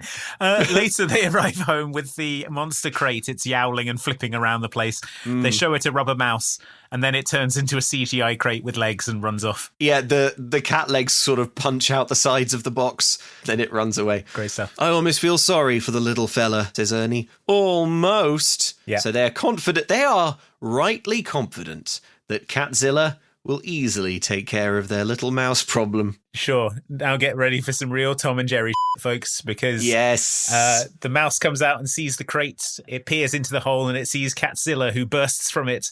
He's now a sort of bad puppet, and a big Tom and Jerry chase begins. Yeah. They go under a rug. They go across a piano. They go inside the piano, and all the keys are like jumping up and down and playing a tune while they fight inside it. like that kind of thing. Yeah, proper Tom and Jerry is exactly what I've written down as well. So, meanwhile, Lars and Ernie are very confident that Catzilla has this well in hand. So they head on down to the factory to tell the workers that they can't pay them because they need $1,200. So, which I guess was the amount that they were going to pay the workers. I don't know. There's like 35 workers here. The workers all like moan and scream. In the office upstairs, Nathan Lane sees the contract from Zepco, $100,000 for the factory. He looks at the painting of his dad angrily. Lee Evans comes in and Nathan Lane quickly hides the contract. The workers are all like pouring at the windows like zombies in Dawn of the Dead. Yeah. Banging on the glass and going, wages. A murderous mob of string makers smashing through the walls and windows. Yeah. When Nathan Lane looks at the portrait of Dad, the portrait is now frowning in disapproval. It's a different portrait. The workers didn't react as positively as I'd hoped, Lars says. And we cut to the brothers driving away, having fled the factory, which is now overrun by sort of zombified workers demanding wages. Yeah. They drive away in the dark, and Ernie now knows that Lars lied to him. So he says, shame we couldn't find someone to buy the factory. Isn't it, Lars? And Lars is like, oh, yeah. Yeah, who'd be stupid enough, he says. And Nathan Lane looks at him all askance. Luke, there's a mouse in my house. Yep. And it's causing all kinds of chaos, but maybe not the kind that you're expecting. Okay. Well, I'm expecting the kind where it blows you up and sets you on fire and that sort of stuff. I wish it were that easy, Luke. Unfortunately, the mouse has got on my computer and it's sold all my data on the dark web. Oh, no, it's one of those data broker mice. Yeah, it's a data broker mouse. And unfortunately, that's one of the worst kinds. All my info's out there now. I'm getting spam phone calls. I'm getting unsolicited emails. It's a nightmare. This mouse has given all my data over, and now it's living high on the hog. It's got a whole wheel of Edam, and it's eating it right now. I can see it out of my window. I would love to sympathise with you, Andy, but I personally use Incogni, who do an amazing job of going through the internet and removing my personal data from all of these nasty databases that bad actors are collecting up. So I don't have this problem. I'm immune to the mouse, and so I cannot sympathise. Sorry. I'm an idiot. I spent all my money on a Christopher Walken to go through my house and remove all the mice. Yes. But what I should have been spending my money on is an Incogni subscription, so they could go around the internet and remove all my personal data, stopping it falling into the wrong hands and stopping a lot more spam turning up in my inbox. Yep. If you were to try and do this yourself, listeners, it would be a full-time job. It would take over 10 hours a day, but luckily Incogni is automated and keeps you updated on the process with how many lists your data has been removed from, so there's no stress and it's easy to set up in just 3 easy steps, gang. You're right, Luke. I should sign up to Incogni and get the peace of mind that comes from knowing that your data is no longer in the hands of these bad actor data brokers. So, to get an exclusive 60% off an annual Incogni plan, go to incogni.com/momcan'tcook. That's incogni.com/momcan'tcook, all one word, or click the link in the episode description box. Get off the dark web, mouse. Yeah. You're going to jail. Mouse jail. I'll unplug the computer. What now? Oh, it's a laptop. It's got battery. Crafty mouse. Well, Andy, I'm feeling extremely smug that I'm protected from those mice on the bad internet selling all my data sets and stuff. Yeah. Now, anyway, just to go on this unsecured public Wi-Fi here in the mouse shop. In the mouse shop. Yep. Logging on. I'm Googling how to kill a mouse. Googling how to kill mouse. Oh, all the little mice in the mouse shop that I'm in, they got out all their little mice laptops and they're all just giggling to themselves, making little mousy giggles. What's going on, Andy? What's happening to me? Oh, Luke, it seems that you haven't been diligent in preserving your online security. And now these mice, they're getting all your details again. All that good work by Incogni was for nothing. Oh, no. I should have focused on online privacy. I should have used a VPN when I went on this public Wi-Fi, shouldn't I? Yes, you absolutely should have, Luke, because NordVPN is easy to use. You can connect with just one click or use the automatic connection feature to protect yourself without having to do anything at all. And it's got more than 8,300 servers in 127 countries. You can change your virtual location easily to a country where mice aren't sentient and don't have laptops. Yes, a country where mice aren't real. Yeah.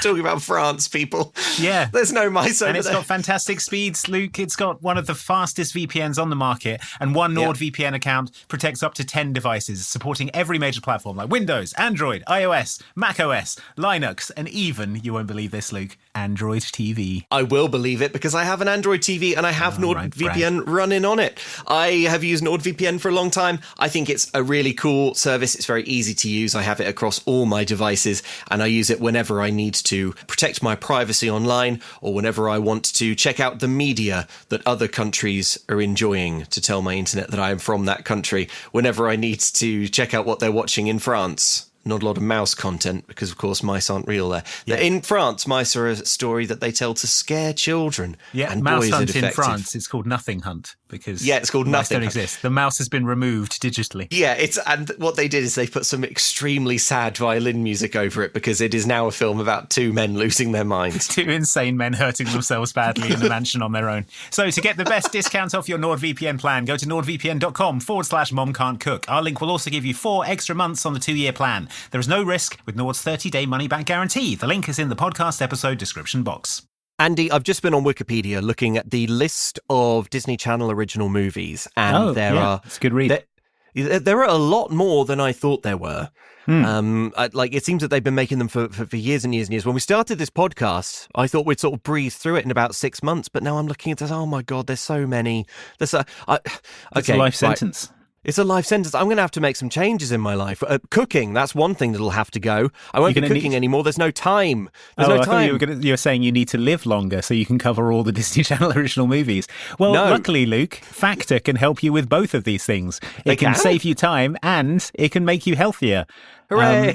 Because Factor makes it easy with fully prepared meals designed by dietitians and crafted by chefs so you can eat well without the shopping or cooking. Wow. With Factor, I'll live to age 500. That's the Factor promise. Plenty of time to watch all the Disney Channel original movies that I want to. Factor is a really cool meal service, folks. You get quality functional ingredients, lean proteins, colourful veggies, whole food ingredients, and healthy fats. That's right. There's no refined sugars, no artificial sweeteners, no refined seed oils. Meals that fit your goals and schedule, healthier eating, calorie management, or more protein. Whatever you're looking for, Factor's got it. Yep, we're talking about 100 rotating weekly meals, high protein options, calorie smart, Mediterranean diet, all sorts of choices. And there's a new Muscle Pro collection, which supports strength and recovery. And it says here, will let you live to age 1000. I won't eat any meal unless it's rotating. So if we were able to get Factor here in the UK, it is what we would use. And if you head to factormeals.com/momcan'tcook50 off and use code momcan'tcook50 off, that's 5050, the numbers, you will get 50% off your first Factor box plus free breakfast for 1 year. Offer only valid for new Factor customers with code and qualifying auto-renewing subscription purchase. Make healthier eating easy with Factor. And live to 500. In the house, the cat is trying to get the mouse, who is manoeuvring mousetraps around it. It slides a mousetrap onto its tail, and then the cat sort of chases it into more mousetraps, which will trap its legs and hurt it badly. Yeah, so the ever-resourceful mouse makes it so that the cat has, like, mousetraps for feet. Yeah. And crushes its paws. The mouse then climbs a pulley and starts chewing through a rope. The cat jumps into a dumbwaiter. Oh! Yes. And the rope that the mouse was chewing, it turns out, was for the dumbwaiter. And the rope snaps, the cat falls into the basement of the house and dies. Yeah, we see a huge gout of dust blow through one of the apertures in the wall of this, like, dumbwaiter chute. We hear a faint to tell the audience that Catzilla isn't dead. Although we never see Catzilla again, so... Yeah, no, I assumed that was its sort of dying gasp. Yeah, that would make more sense. Also, we know that this film isn't shy about killing off characters like the mayor. So I'm pretty Catzilla. sure that was its last pitiful meow, as it's like a crunched up bone heap at the bottom of a dumbwaiter shaft. Obviously, Catzilla is an unnaturally strong and angry cat, but like it's hard to believe that any cat could survive what the mouse does, which is to drop it from at least the second story of the building into the basement in essentially like a falling elevator. Yeah, that cat's dead AF. For sure. I mean, yeah, it would have been crushed by the top of the dumbwaiter. Yeah. So it's good that Catzilla's dead because it moves us on to an absolute treat. The brothers' next gambit, the next line of defense against this mouse. The next mouse countermeasure that they engage. It's a pest controller. We see a pest control van roll up to the house. This van has clearly seen some battles. It's kind of filthy and scarred. It's got a big fiberglass cockroach on top. And just when you thought that this movie couldn't get any better, the exterminator Caesar is introduced. Yeah. It is Christopher Walken. He enters the home, he shushes the brothers, and he walks around rubbing things and sniffing. He immediately determines, you have mice. You have mice, he says. He's good, says Nathan Lane. He starts loudly talking about how he's going to remove asbestos from the house to trick the mouse. Yes. Because he knows the mouse is listening. Yeah. He says, it shouldn't take me more than a day or two to remove it. Catching on, Lee Evans is like, oh, yes, we're going to go upstairs now. Nathan Lane catches on too, and they start doing fake stomping up the stairs. And Christopher Walken's like, what are you doing? He's not listening anymore. You idiots. It's good. So Lars and Ernie explain to Christopher Walken, a.k.a. Caesar the Exterminator, how they've been struggling with this mice problem, and Caesar explains his personal philosophy. Here's your problem. Normal people are not psychologically equipped to catch mice. You have to get inside their mind. You have to know what they want, need. You have to think like a mouse. If you can do that, if you can think like a mouse, you can anticipate their moves. Then, boom, sayonara mouse. Well, some great stuff. Whoa! Never touch that! Ow! All right. What is it? The big one. It's a flea bomb. Works on mice, too. Yeah? Well, it better, because we can't handle any more intrusions. Sure? That's how you perceive it. But to that mouse, you are the intruder. This scene is so ice cold. I love it. Like, yeah. What is Christopher Walken doing here? I don't know.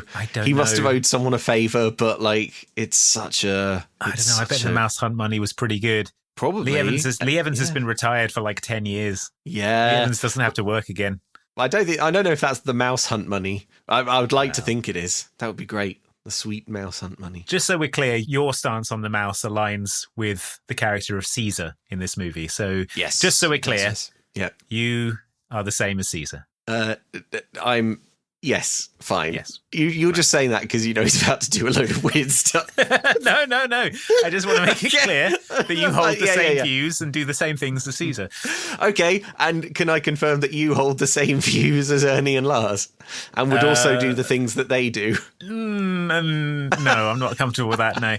But yeah, okay. He's here. He's got a big bomb for killing mice, etc. Yeah. We cut to the factory where the men are picketed at. If we work fast, we can make enough string to meet our orders, says Lee Evans. Nathan Lane is like, nice, I'm off. You make $1,200 worth of string while I'm gone. We get some Lars making string comedy in the factory. Here's what happens. Because again, we are between mouse ownings. So here is a sort of bit of self-inflicted brother owning. Lars attaches a spool of yarn the size of him to something in the factory, and as he walks past a pointy thing, it snags on his trousers. He then goes up to a big machine, unaware of this, unnoticed, and presses a button marked on. Then he spots the snagged thread, and for reasons known only to him, feeds it through a needle and into a machine. A big claw comes out and grabs it, and basically all the machinery of the factory comes to life and starts tearing off his clothes. Panicking, he runs to various stations in the factory, hitting switches, and at every juncture more of his clothing becomes enmeshed in the workings. Yeah, it's the sort of thing you can imagine Stan Laurel doing if he was having to make studio comedies in 1997. Yes, it's the kind of thing you can imagine doing if you were a fetishist for being torn apart by factory machinery and your partner agreed to let you do it once. Let you do it once.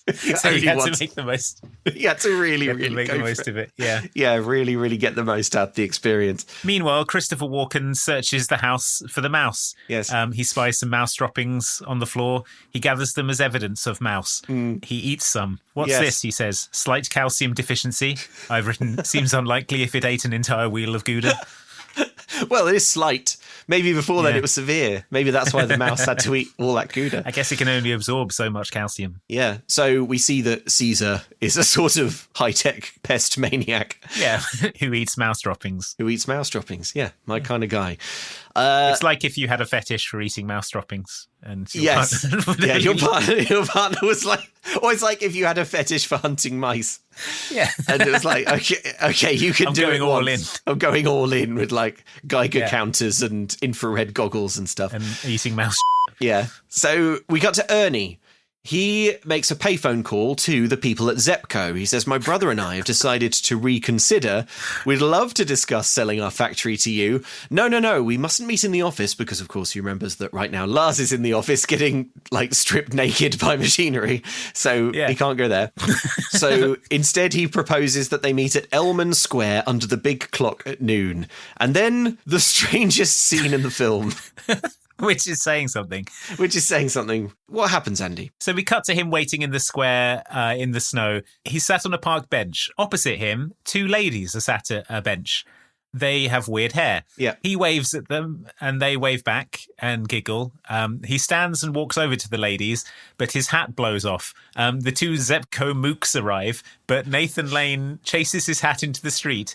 He turns and sees the Zepco men and he's like, oh, my meeting is here, and then is hit by a bus. Okay, so Lars is stripped naked by factory machinery and he is killed by bus. Yeah. We cut to Lars's house. The brother's lawyer knocks on the door and gets April, Lars's wife. Is Lars in? He says, I'd like to begin prep for the auction. And April's like, the auction? ? Yeah. Her interest piqued. Back at the string factory office, a nude Lars gathers all the string up and goes up to his office. He opens the door and April's inside wearing a dominatrix outfit. Yeah. Looks like you could use some warming up, she says. In a reverse shot through Lee Evans's legs, we see him drop the balls that were once covering his human balls. The portrait of Dad on the wall now has an alarmed and pained expression. Yes, well, I'm not surprised. Yeah. First of all, his son was doing some kind of sexual string making. String play. And now, just when he thought that was over, some kind of erotic dominatrix situation. This portrait is like stuck on the wall. It's obviously alive in some kind of paranormal way. So it's got the expression that says, I now must watch my son having weird sex in my office. And I can't close my eyes. I can't because they're painted open. Yeah. Yeah, because they're painted open. Okay. Back to Caesar. He is in the attic now, at the top of the house. He's sat down, he's activated the Squeak Seeker 2000, which we know because he narrates his every move into a sort of little dictaphone. Like Agent Dale Cooper. Yeah, it's a remote camera on little wheels. He's feeding it through a hole in the floor and observing what the camera can see on a little plasma screen. But suddenly, the monitor goes dead. That's right. The mouse has chewed through the cable. He sees this and reconnects the cable, but suddenly the camera is showing him his van. He pulls... Whoa. Hang on, Andy. I'm hoping you can explain this to me because... I can. Okay. All right. Okay. So the monitor goes dead, and the mouse goes in a hole. We can see that it's chewed through a wire. Then the music starts. This is an Alan Silvestri score. Sure. It lets us know that the mouse is going to kill Caesar. The music's kind of doing the dun, dun, dun, dun, dun, dun, dun thing. Yeah. The music in this movie is extremely similar to the music in Home Alone. Yes. To my mind. Like the central score is like very, very, very Home Alone. Anyway, Caesar is trying to fix the camera, and what the mouse has done is gone into the walls, taken the end of the camera, as in like the actual camera bit, sure, and is dragging the camera around all through the house in a circuitous route. So we see the camera cord twisted around loads of pipes and at strange angles. And then eventually, after a few minutes of this, when Christopher Walken gets the plasma screen working again and the screen shows the front of his truck, he then goes to the window and looks outside. And as he goes to the window, the line attached to him goes taut. So essentially what the mouse has done is weave a line through all of the walls and floors of the house. And this line, one end is connected to Christopher Walken at the top of the house, and the other end of the line is out by the truck. And the camera is attached to the winch on the front of the truck. How the mouse did this, I don't know. Yeah. And why is the camera attached to Christopher Walken? Because it's part of his equipment. It's all kind of strapped to his tool belt. Right, it's strapped to his body. Okay, cool. Yeah. I mean, there's no good reason for that, but we just have to kind of go with it, I guess. Okay, so he looks out of the window and he sees that the mouse is sat on his van. Yeah, perched on the winch. He's like, oh, what's this? And then the mouse jumps and activates the winch. And then Christopher Walken is pulled painfully through the house, destroys every wall and floor in the place with his face. Yeah. He goes face first through the whole floor. He tears through it. He's screaming. Wood is flying everywhere. He like if your fetish was being dragged through a staircase. And your partner was like, all right, I'll do it once. Yeah, I'll do it once. Okay, well, I'm going to do it like this then in that case. Wood's all going everywhere. Importantly, as he's winched outside the final distance, the bug bomb from earlier rolls off of his tool belt and goes under some floorboards. Yeah. Yeah. He smashes through everything, is pulled down the steps out of the front door, and he grinds to a halt in front of his truck. The mouse, laughing his misfortune, jumps onto him, walks across his face, and shits on his face, and then leaves. Bizarrely, this is only the start of the torture. We cut back to Ernie, who got hit by a bus. He's now being wheeled into hospital. The two women who were across the square from him are walking alongside his gurney. Are you family? The doctor asks them. Yes, we are sisters, they say. Hilda and Ingrid, they introduce themselves as. Yep, they are hair models from Belgium. Ernie's frantic. He's got to get to a phone because he's trying to close this Zepco deal, but the time has passed. Lee Evans turns up wearing a pink nightdress. Yeah. He says, "Great news! April gave me $1,200 for sex." And then we cut to them driving. Nathan Lane can't believe she gave him $1,200. Did she hear about the auction? No, says Lee Evans. I didn't even tell her until after she took me back. She just showed up at the factory, took off her coat, and begged me to take her, and we made love in a way I've only ever seen in nature films. The children in the audience, who this film was aimed at, nod in understanding. Nod sagely. This is one of those strange things about watching old children's movies, and this isn't even that old. If you like, I mean, obviously it is like decades. Yeah, now, it's like almost 30 years old.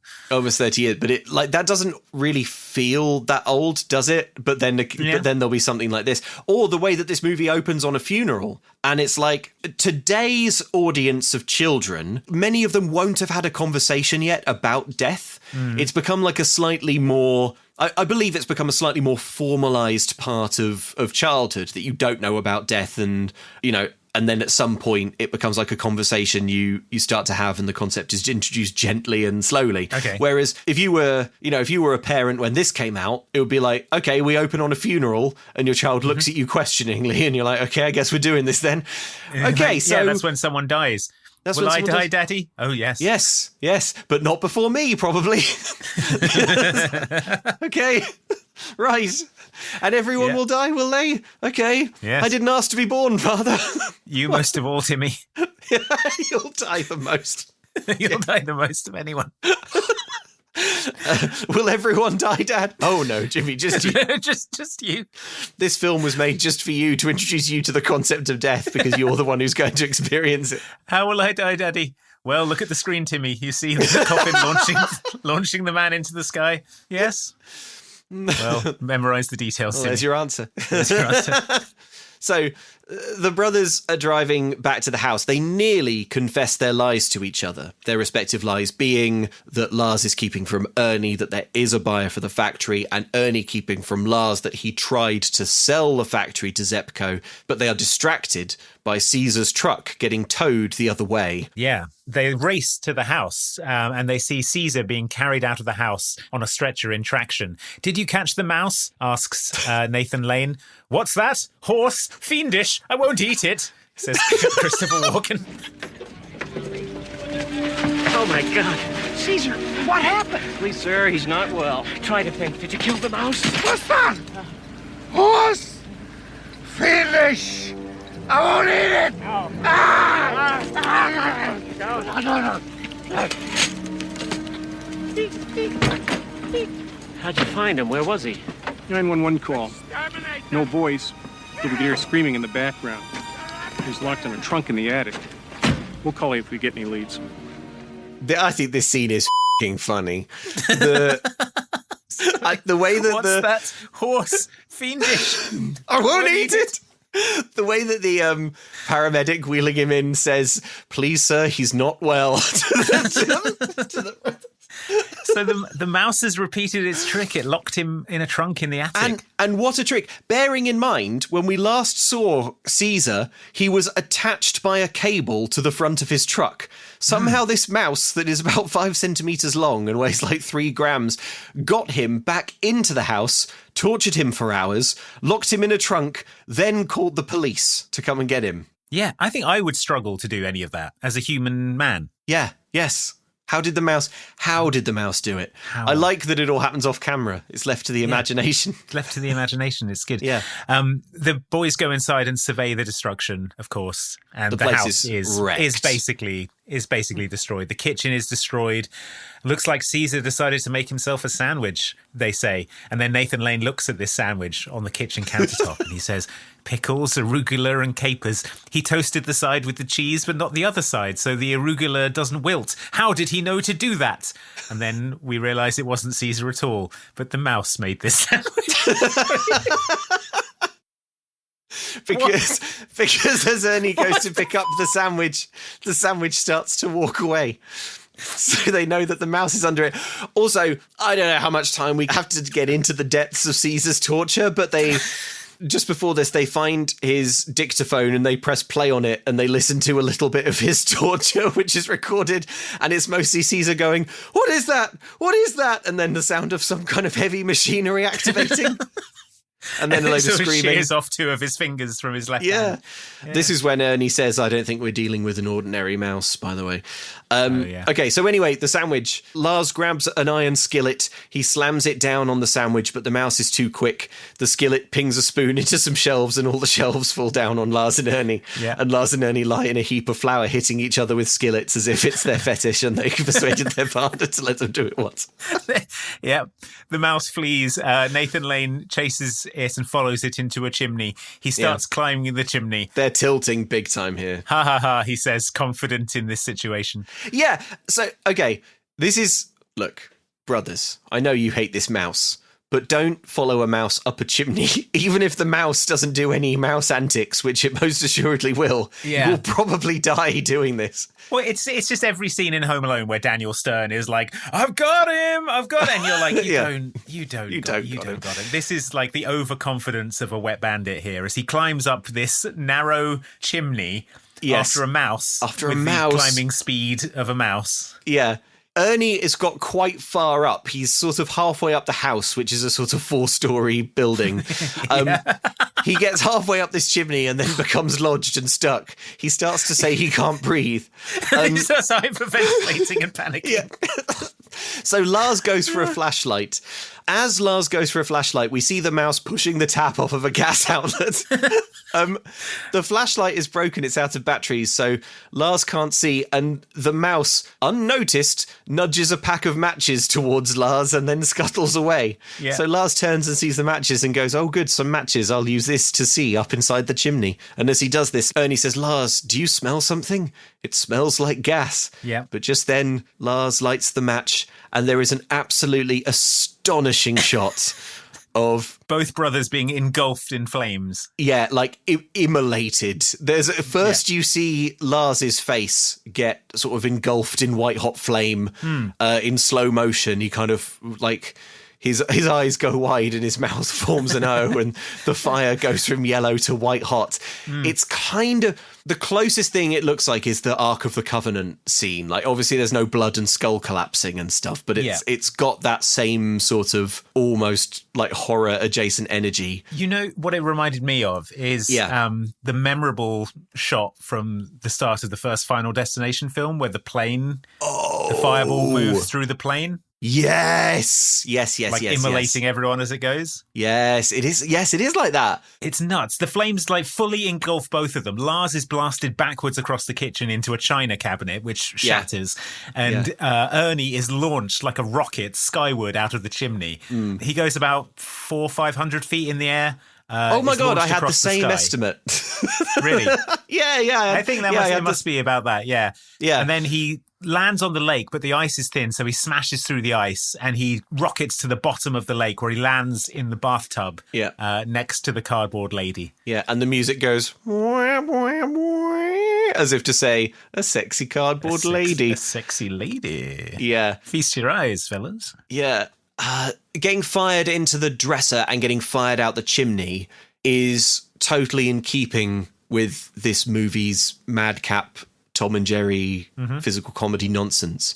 I would have expected the match to be lit and then to see those things happen and for the actual fireball to be sort of hand waved away, because it is a bit of a problem to literally see their faces and bodies being wreathed in flame and for the next shot not to be them sort of writhing in agony on the floor as the flesh is melted from their bones. I think, the reason that Tom and Jerry works is when Tom is set on fire, you don't get a sort of very realistic close-up of his terrified face and the sort of flesh burning off it and stuff. It's okay, if Home Alone is Tom and Jerry, then Mouse Hunt is Itchy and Scratchy. It's... Yes. Yeah.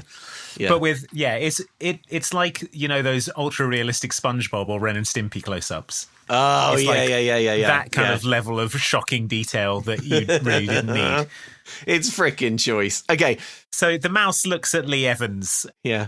And he's all lying in a crunched up bone heap next to this cabinet. Mm-hmm. The mouse looks at him and then the cabinet falls on him, crushing his hands and breaking them. He screams in pain. It's a brutal shot and a horrible sound effect of his knuckles getting crunched, just shattered. Crushed. Yeah. Like someone smashing dice with a hammer. Whoa. Yeah, it's just like that. In agony, he smashes his head through the top of the dresser. The wood goes everywhere, splinters in his eyes. He whimpers pitifully. He staggers, gibbering from the room. He's going holding his shattered hands in front of him. He can't form words. He's been stripped to his primal nature by all the devastating physical injuries he's sustained. Devastation of this mouse. Ernie bursts through the front door. He has the opposite problem almost. He's come back from the frozen lake. He's drenched and on the verge of hypothermia. He also can't speak because he's so frozen. They both whimper mimes of what happened to them respectively. In a lovely bit of Nathan Lane and Lee Evans acting. Lee Evans shows his shattered hands to his brother. Nathan Lane marches further into the house and pulls a double-barrel shotgun off the wall. It's an absurdly large gun. It's like the barrel of it is 5 feet long or something. Yeah, it's a proper a buffalo shooting, hunting rifle. Yeah. Hunting shotgun. Yeah. And you're fellas, what is it about what you've been up to today that makes you think arming yourself with a firearm is the way to go at this point? What are you gonna do? I'm gonna kill that unspeakable thing once and for all. Come on, Ernie. No.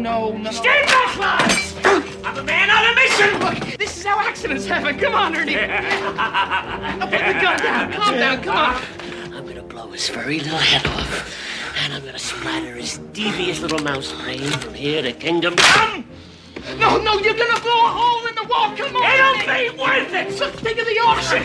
Look, for God's sakes, look, think of the money, Ernie! The money! They're gonna cut our price if there's bullet holes in the walls! Come on! The money? Yeah, the money! The moolah! Yeah! Here he goes. Shoot!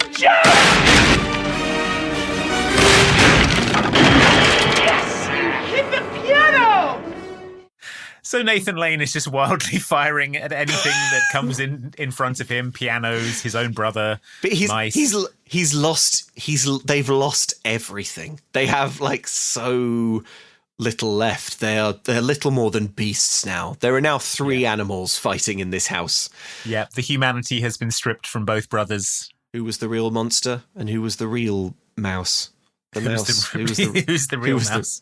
Who was the real human? I think it was the mouse. They looked from mouse to mouse and realised they couldn't tell the difference. So the mouse gets in an empty can and rolls it away. Ernie blasts at it. Huge holes are ripped in the floor. Lars protests, "You're blowing the house up. The only thing you haven't hit is the mouse." Ernie responds by turning the gun on his brother. Ernie gets a clean hit on the can, but the mouse scampers away down a hole in the atrium floor. Ernie rams the gun into the hole. "See you in hell, mouse," he says. The camera pans gently through the floor to show us that the gun is pointed directly at the bug bomb from before, resting under the floorboards. Yeah. Nathan Lane fires the shotgun. The bomb ignites, and the entire floor of the lobby of the house gives way. The two men fall into a big hole, and we get an aerial shot of their shattered bodies lying in ruins in the basement. The shot of the floor exploding is astonishing. It's not a kind of explosion scene that you see very often. It's like the floor briefly superheats in slow motion and kind of bursts and, upwards. Expands and yes, it almost shatters the floor. Yeah, it kind of comes apart into pieces. It doesn't really look anything like this, so I don't really know why it's making me think of it. But the Terminator 2 nuclear scene, I think it's because it's kind of a similar sort of scale. Yeah, it's it's almost like a shockwave that kind of travels through the entire floor and just shatters it underneath them. Yeah. And then they fall in. So the mouse creeps to the edge and regards their broken forms, one floor below, covered in debris. Ernie says, "I hate that mouse." And then I get this. Yeah. Then the phone rings. It goes to voicemail. The voicemail is Vinny from Zepco. "Hey, we waited over an hour, but you never showed," says Vinny from Zepco. "We don't appreciate that, especially after your brother already turned down our generous offer." So this voicemail message has made clear to each brother the other brother's betrayal and lies and secrets. So those guys just stood there because we see them waiting under the clock. They're facing the road. Yes, they're they just 10 feet away from the road. Presumably watching Nathan Lane be loaded into an ambulance. And they were like, "Wow, sucks for that guy. Anyway, where's the guy we're meeting? Oh, he's not here." I waited over an hour. I wonder if he was that guy who got run over. Probably not. The guy who got run over, and then we sat there and watched him get loaded into an ambulance. Let's do an angry voicemail later. Yeah, let's send him a voicemail. So the brothers turn on each other enraged. They climb out and argue on either side of this huge crater. It's visual storytelling at its finest because these brothers are now separated by a very real gulf, the crater caused by a mouse explosion. Yeah, they have an argument about who betrayed who. Half that factory's mine. Half of it is mine, including the half that you tried to sell, says Lee Evans. They talk about how they never listen to each other. Nathan Lane says he has no respect for Lee Evans. You spend your whole life in that factory. And then Lee Evans explains that he did have his own ambitions. And Nathan Lane says, "Oh, come on, you and your dad were always huddled together, loving on string. It didn't matter what I did. It was like I didn't exist." He tells a heartbreaking story of the time that he made his special rack of lamb for their father. He says, "I slaved over that meal, but father only cared about the string I had tied it with." Yeah, you don't tie a rack of lamb with string. I don't know if he knows that. Well, that's probably why he expressed an interest in it. He was probably like, I'm or maybe it was a interested to see that treat for his string-obsessed father. He tied it up with some string. Could be. And yet, says Ernie, "I still wanted his approval. I didn't leave Lars, I was cast out." They argue. The argument gets even more heated. "You can't cook," shouts Lars. "I hate you, and I hate you," they shout at each other. Yeah. Then Lars picks up an orange from a nearby fruit bowl. Again, I don't know why these brothers have taken such pains to furnish the house with fresh fruit. Exquisite fresh fruits. And hurls the orange at Ernie. Ernie ducks, and to their astonishment, the orange hits the mouse, who they didn't even know was watching. Yeah, killing him instantly. You killed him. I didn't even know he was there. Just think of all the trouble we could have saved ourselves if we just Threw fruit at him in the first place. Oh, look, he's still breathing. Well, kill him! Kill him! Yeah. Find a blunt object. Yeah. There you go. Let him have it. What the hell are you waiting for? I can't just hit him with a shovel. Why not? Well, look at him. He's pathetic. Pathetic? He's Hitler with a tail. This is the Omen with whiskers. Nostradamus didn't see this thing coming. Well, Ernie, he's a living thing. Not for long. Give me that. I can't!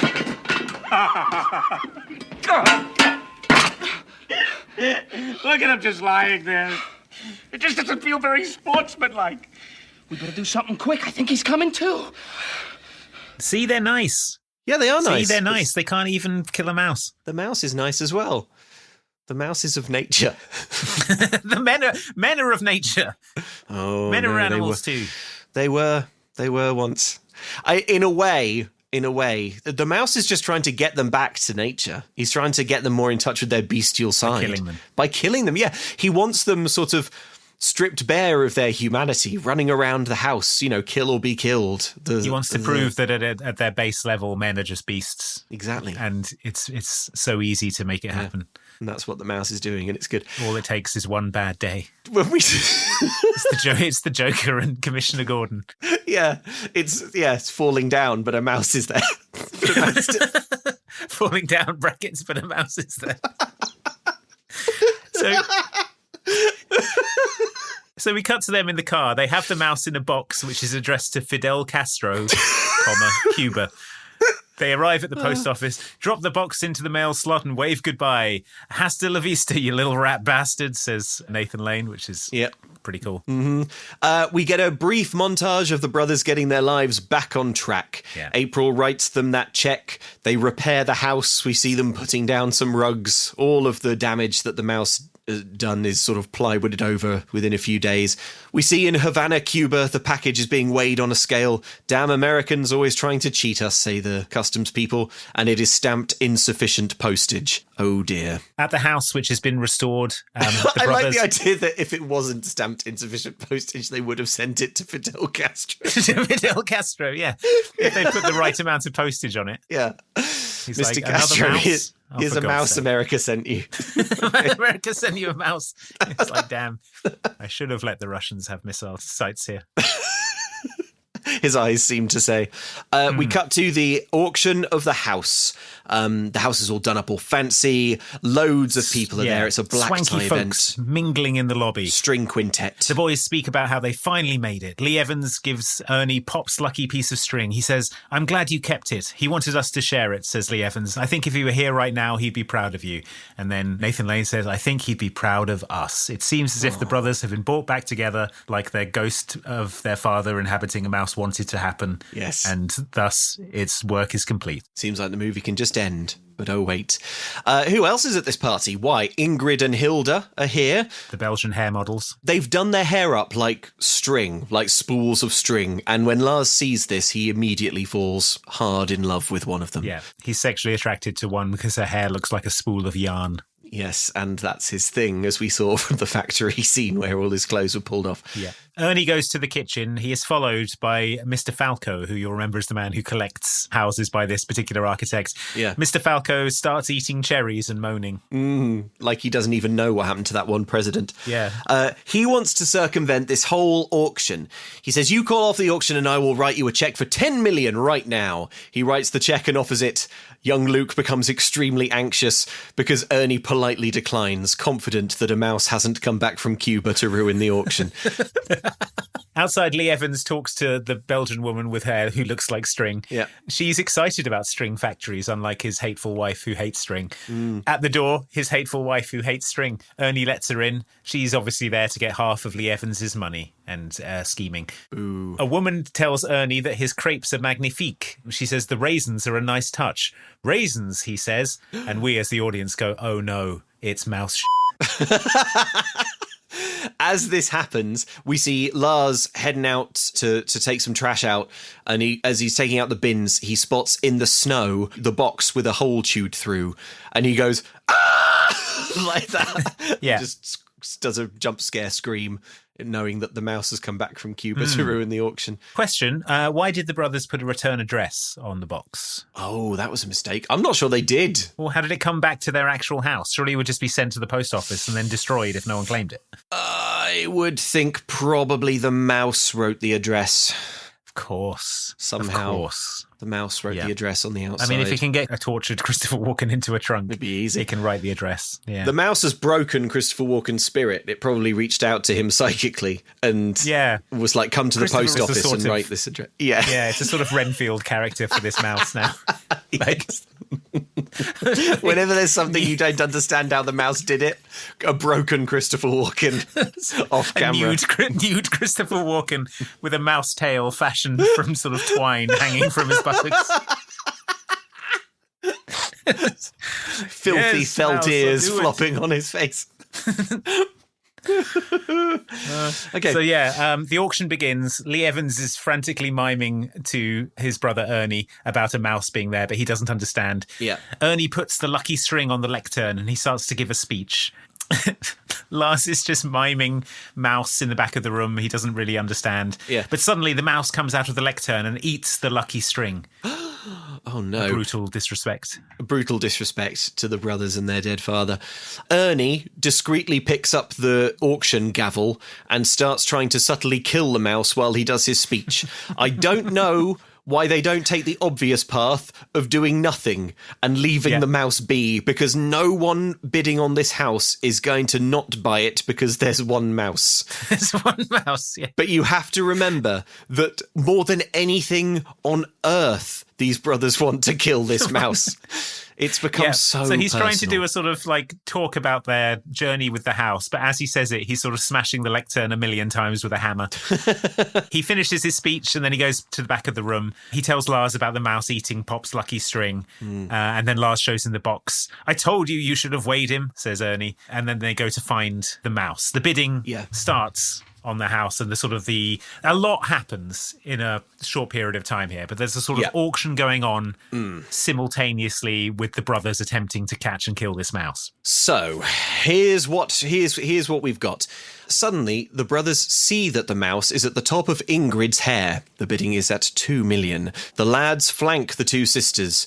The mouse is now atop Hilda's hair, unnoticed. The mouse leaps and plunges into her cleavage, again, sort of unnoticed. Lars reflexively rams his hand down her top and starts rootling around in there, trying to get his hands on a mouse. Yeah. From the row in front, April, his wife, turns and sees that he's doing this and doesn't like it. She says, "What are you doing?" and starts hitting him. Yeah. Things are getting more chaotic. Ingrid takes Ernie's hand, seeing this, and puts it down her dress, and Ernie makes a face as if to say, "I like boobies." Lee Evans triumphantly pulls his hand out of the cleavage and goes, "I got it." And then the mouse runs up his sleeve and he starts doing a sort of physical comedy bit where a mouse is running around inside his suit and biting him on the genitals and body. Yeah. As he twitches and spins, he knocks the cigarette out of a woman's cigarette holder and it flies down the hole in the middle of Hilda's hair spool. "I'm going to get it out," Ernie cries, dropping to his knees in front of his brother's trousers and jamming his hand in there. The children in the audience all turn and nod to each other in sage understanding. It is so much more fun than I thought it would be. Like, just sort of like flatly restating the events of this. So the woman's hair is catching fire. Yes. Ernie grabs a martini, throws the olive from the martini into Franco's throat, who starts choking on it. Yeah. And then he chucks the pure alcohol onto the woman's hair, which bursts into flames. Yeah. Why is he doing this? I don't know. He's a chef. He should know about the pure alcohol and the flames. He goes, whoosh. The auctioneer is like, and then he goes, "Keep going." Everyone's sort of starting to panic and maybe think about fleeing this fire auction.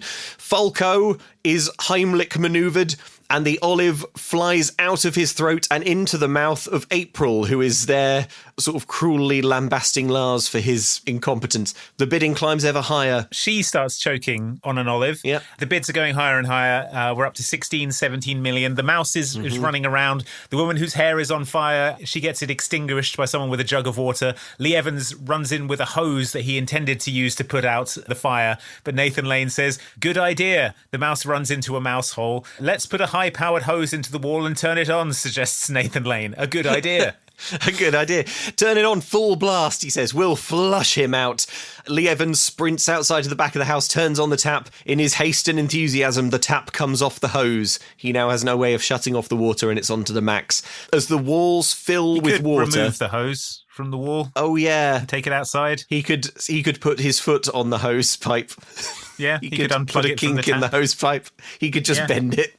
There's so many things. Cut the hose. Any number of solutions to this, but no. But no. The full pressure hose is filling the house's walls with water. We see the mouse inside the walls climbing higher and higher and higher. Things inside the walls, like pipes and planks, start to buckle and break. The boys, having plugged a hose into the walls of their valuable house, then leave it and go to watch the rest of the bidding, which is up to 21 million. Satisfied. They return to the auction. Satisfied that a mouse won't be ruining anything anymore. Yeah. They return to the auction happy in the knowledge that their house is up to $25 million.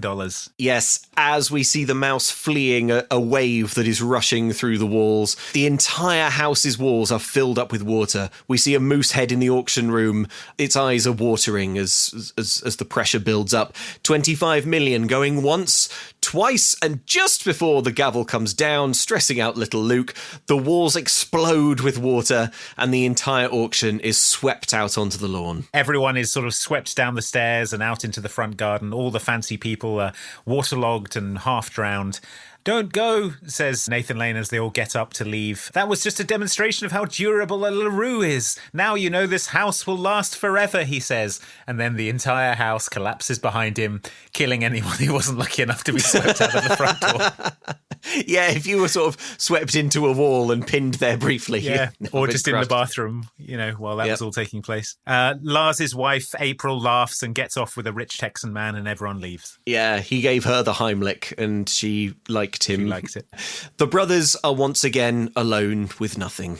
They climb atop the ruins. They survey the wreckage of the house, which could have been so easily avoided, that they caused. The music is somber. Suddenly a golden light shines down on them, and something floats down from the sky. It is Pop's lucky string. Floating down from heaven. They catch it. "I guess we got him," Ernie says, remembering that this string was last seen inside the mouse, so probably the mouse was exploded so hard that the string flew out of its stomach. Yeah, I guess we did, says Ernie. They pull the string and it comes apart and they have half each. Yep. It seems significant in some way. Yeah. They then drive away. They drive away with nothing. The camera pans down from their car and we see that the mouse is clinging to the underside of the car. Like a killer clown. Well, they destroyed the mouse's house. Just leave them be. It's left. Oh. They've left the house now. But there is no house. The mouse's little Sylvanian family's house has all got washed away. It's got to follow them, and they owe him. Why does the mouse even want to live in the house? It's not like it's a good food source. No one's lived in it for 20 years. They owe this mouse one home. So with nowhere else to go, they retreat to the string factory. We next see them having got drunk and eaten some cheese and fallen asleep at a table, having drowned their sorrows. The portrait of Dad is now looking up and slightly to the left, and the camera pans up to show the mouse is on top of the portrait. That's right. Dad is kind of looking fondly at the mouse. I think this shot is probably the only reason I thought that the mouse was the dad's ghost, but definitely the dad likes the mouse. Right. The dad's spirit likes the mouse. And doesn't like the sons, because the mouse did try to kill them a lot. A lot. Yeah. There is a great clunking as the factory gears are engaged by some unknown force. So Nathan Lane, asleep on his desk, has some cheese next to his face. We hear this machinery whir into life. It wakes the brothers. We see Nathan Lane jerk his head from the desk, but the cheese is gone. He looks out onto the factory floor. "Lars, look," he says. They see some cheese is being pulled up a conveyor belt and is then dumped into the string-making machine. Yes. And what's this? A ball of yellow string is deposited on the conveyor belt. Lars picks it up. "It's string," he says. Ernie looks at it. "It's cheese," he says. They look up at the mouse, who is up in the rafters, and triumphant music plays. The mouse regards them with kindness in its eyes. With a kind of mousely wisdom. As if to say, "You're welcome for me inventing string cheese." We cut to the factory is shiny and new now. It's busier than ever. Stringed cheese is being produced at a great rate of knots. The entire factory has been retrofitted to facilitate the production of cheese, we're told. Lars tells this to Hilda, so those two are together now. Yeah. Can you explain to me why this is in some way a better fulfillment of their father's wishes? Because all he wanted was them to continue making string, and they're not doing that anymore. Yes, but they are still making... Well, actually, yeah, Dad disapproved of putting a little nylon in the string, because exactly. In his mind, that's cord. So I don't think he would approve of making stringed cheese, which you have to say primarily is cheese and not string, because you can't tie things together with cheese string. Absolutely not. You can eat it. That is a good point. What is good for this, though, is the fact that this film doesn't seem to know what string cheese is. Because what the factory is producing is like balls of twine made of cheese. Made of cheese, yeah. As opposed to cheese string, which is like a cylinder that you can pull stringy bits of cheese off. Yes, it also doesn't seem to be a problem for this film that cheese string is an existing food product. Existing product. Yeah.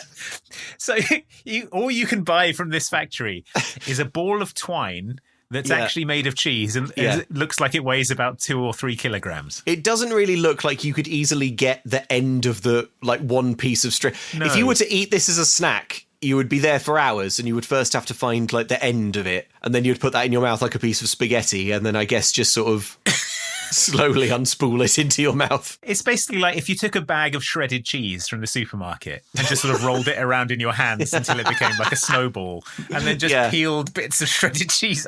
It's not a good thing they've made. No, it isn't. Bad. No. And over here, says Lars, quality control. And we see Ernie, his chef passions now fulfilled by his cheese string factory. Yeah. And the mouse sits on Ernie's shoulder wearing a little chef's hat. Like a little ratatouille. Here you go, knock yourself out. Oh, no good, huh? Otis, more curry. Okay, try this one. Huh? It's mozzarella and herring. You can taste the herring, right? I've also got a great idea for a caviar brie swirl and a peanut butter and jelly provolone for the kids. But what I really want to talk to you about is expansion and marketing. I think you should be our spokesperson. I know some people who used a mouse as a spokesperson, and it seemed to work out pretty well. So we're almost at the end now. The final shot of the film is the portrait of Dad, now smiling warmly, and his lucky string, which is framed next to him with his quote, "A world without string is chaos." Yeah. And the film ends. And then the film ends and we get a dedication to the actor who played the dad, which makes it seem a lot like he died as a result of this film. The mouse went haywire. The mouse caused several real fatalities, yeah. He was found locked in a trunk on the set. Okay, that's it. That's Mouse Hunt. I thought that was absolute roller coaster of joy. I just think it's so funny. I just think it's so funny. At the end of the day, it's funny to me. Yeah. It's funny to me when they get hurt and smashed by a mouse. I enjoyed it. I think it might have played better if the brothers were a bit more jerks. Like if it felt like they deserved it a bit more. I just was like, oh, these poor... Every time they got their bones shattered and their lives ruined, I was like, oh. When I see Daniel Stern being electrocuted and like turning into a skeleton, I'm like, haha, like, good. Oh, good. Because I've seen him do a bunch of mean stuff. You know what the point of Divergence is? It's how do you, the viewer of this film, personally react to seeing the little mouse's house? Because as soon as I saw that little mouse's little house and tears pricked my eyes, I was like, that's it. Because then the next thing that happens is nails are driven through its sweet home and it has to run away. And from then I'm like, right, mouse, it's carte blanche from here. Like, you can't do too much to these boys. You just... They're not, like... He's not doing it on purpose. He's trying to fix up the house. Yeah, unthinking. He doesn't know the mouse is there at that point. Unthinking. Uncaring. The mouse it's a metaphor for deforestation. It is, yes. Like, the mouse is of the natural. The mouse is a noble Na'vi. Yeah. Lee Evans is Colonel Quaritch. Colonel Quaritch. But of course, in the sequel, Colonel Lee Evans will also be put in the body of a mouse. He becomes a mouse and makes love to another mouse as a half mouse child. Oh my God. Every time Avatar comes up, I'm more and more convinced that Avatar is the stupidest thing in the world. And yet, again, another $1 billion movie in the books for James Cameron. Oh my God, yes. Okay, right. That was Mouse Hunt. Yeah. Let us know what you thought of Mouse Hunt. Did you who do we particularly want to hear from for this one? We want Lee Evans. Lee Evans, come out of retirement. Obviously, yes. You chose about a decade ago, Lee Evans, to do what I think all of us daydream about doing if we were wealthy and successful, which is to just take the money and stop working. Yeah, and spend time with your wife and family. Spend time with yes. So, Lee Evans, how about this? Stop doing that and come on our podcast to talk about Mouse Hunt. Account for yourself. Yeah. Explain yourself on our podcast. I think because you made me watch Mouse Hunt, I should get to make you watch a film that I think we should watch And it doesn't have to be a decom. Wow. It doesn't even have to be a kids' film. Okay. Just anything. Here's the thing. Us covering Mouse Hunt made me think hard about like what even is this podcast, because obviously it's Disney Channel original movies are the sort of the nucleus, the nucleus at the center of it all, the foundation, the keystone of this castle that we've built. I feel like the things that are important are that it has to be a kids film or it has to be a TV movie. And we've never strayed from what we cover being one of those two things as far as I know. But watching this, I thought it's kind of unfair that Andy has to watch because I was freaking loving this film and it didn't seem fair. So what if we say that once per calendar year, we each get one freebie? We get a wild card. We get a wild card that you can make the other host see. And it can be like anything you want to do. Anything you want to do. Oh my God, I know exactly the film. Okay. Do you want to give the people? A clue? I can take off my headphones so I don't hear it if you want. No. I think we'll bring it in. We won't do it next week. We'll give it a while. Okay. Yeah. A wild card. Yeah. Is this my wild card for 2026? I think this was. We mentioned it last year, and people really wanted us to do it. Yes. So after we mentioned it. So I think this is the audience's wildcard. Okay, so I get one more this year. You get one more this year. I get one more this year. Hope you like Free Willy, sucker. And we get to, we can just pull out a wild card whenever we want, but we only get one a year. That's fair. Cool. Free Willy. Yep. Great. Brilliant. Okay. Yep. Awesome. Right. Yes. I'm going to read you an email, Andy. Yes, please do. This one a few people pointed this out to us. Thank you very much for this email. Matt, who says, Dear Andy and Luke, I live in Utah and was listening to your episode on Haul Out the Holly and laughed at your description of the point of the mountain. I had never considered how odd it sounds, but it is in fact a real geographic location. It is a travel pinch point that people talk about when entering the Salt Lake Valley from the south. It is also about 12.5 miles from the neighborhood where they filmed the movie As the Crow Flies, so it is appropriately insane to say all eyes have been on you since you passed the point of the mountain. There is, however, writes Matt, a state park for paragliding and hang gliding at the point of the mountain, so they could have somehow followed her from the sky. I mean, okay, now I'm imagining Jared on a hang glider with some binoculars. Kind of sky Jared circling above. In a hang glider, sort of bedecked with feathers, so that he looks like an eagle to anyone glancing up. Like a magnificent plumage of the HOA head. Mummy, she's making her way down. She'll be there soon. Mummy, will it be long? I want the wife now. That's great. Thank you. Yeah. Thank you, Matt. Utahrians, for all of your emails. We had quite a lot. Mm-hmm. A lot of listeners in the great state of Utah. You can email the podcast. Let us know about Mouse Hunt. Let us know how it made you feel.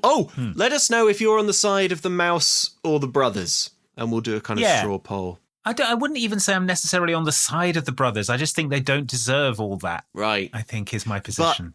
But what they go through is good because if it wasn't for the mouse torturing them and killing them again and again, then they wouldn't have a brotherly bond at the end of it, would they? Right. If they'd have just sold that house and split the money, they'd have gone on their way. They wouldn't have fulfilled their father's wishes. They wouldn't have been a family. Makes you think. Yeah, but also they have to do all that with shattered skeletons. Yeah, also they got literally set on fire. Yes. And their faces and bodies went on fire. Debilitating medical problems for the rest of their life. No feeling down the right-hand side of their bodies, that kind of thing. Anyway, you can tell us whatever you want to tell us about Mouse Hunt. Email the podcast at momcan'tcookpod@gmail.com. We also have merch. If you go to momcan'tcookmerch.com, you can check out all of our neat designs and tell them about the Patreon, Andy. We have a Patreon at patreon.com/extra helpings, where we do bonus episodes. We're recapping the 90s children's supernatural television show Erie, Indiana. Currently, which has been great so far. We've had weird Tupperware. We've had a retainer that lets you hear dogs' thoughts, all kinds of great stuff, and more episodes to come. Also, we have 3 entire seasons of the Supernatural children's TV show So Weird. It's all Supernatural children's TV shows over there all the time. Yes, what a strange body of work. Yeah, I suppose this does constitute a body of work now, doesn't it? It does. Depressing. It does. Yeah. But yeah, that's all available over there. You've got 3 whole seasons of archived episodes to listen to, and you will get fortnightly episodes of Eerie Indiana as well if you sign up. So that's patreon.com/extra helpings. There's other tiers there as well for monthly watch-alongs and shout-outs at the end of the main feed. So check it out and see if you see something that you like. Andy, what are we going to do next time on Mum Can't Cook? What movie should we do? Luke, we are doing the 1995 film Escape to Witch Mountain. Whoa! Okay. Yep, that's right. Produced by Walt Disney Television, premiering on ABC on April 29th, 1995, and starring Eric Von Detten. Yes! And who else? And Sam Horrigan from Brink as well. Yes! And who else? And Elizabeth Moss. And Perry Reeves, and Robert Vaughn, and Vincent Schiavelli, who played the evil dentist in the most recent episode of Eerie Indiana, and man. Brad Dourif, who plays Chucky in the Chucky films.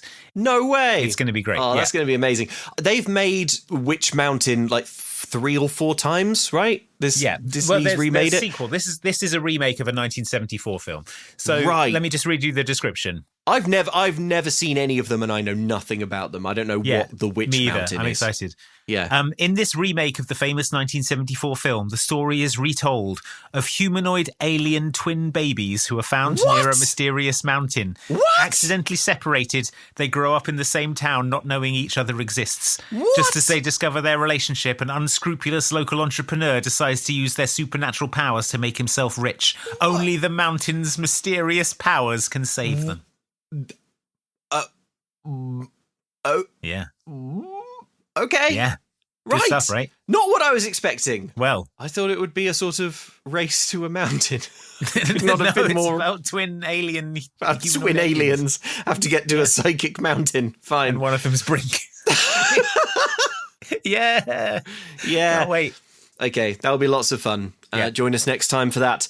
Andy, that lizard that was living in my legs. Oh yeah, I have decided. I saw it. I saw a few times during the podcast. It was sort of biting you on the genitals. Yes, so you did a very good job of soldiering through. Thank you. Yeah. I've decided that the lizard was right. The lizard is of nature, and okay, so you're going to allow it to destroy the podcast. I am. Yes, I can see it's crawling over to the podcast. We cables. must, if we let it destroy this podcast and cut the cables, I am confident that it will then do us a kindness to reward our brotherly connection and give us an invention equivalent to cheese strings. Okay, let's see if it does. I mean, I thought maybe like Earwolf or iHeartRadio would just buy the podcast for $25 million. Okay, well, I told them no way are we selling because Dad made us promise you got to share this podcast. You got to work it together. I see. Okay, well, what's the equivalent invention? Because it's got to be something pretty damn good.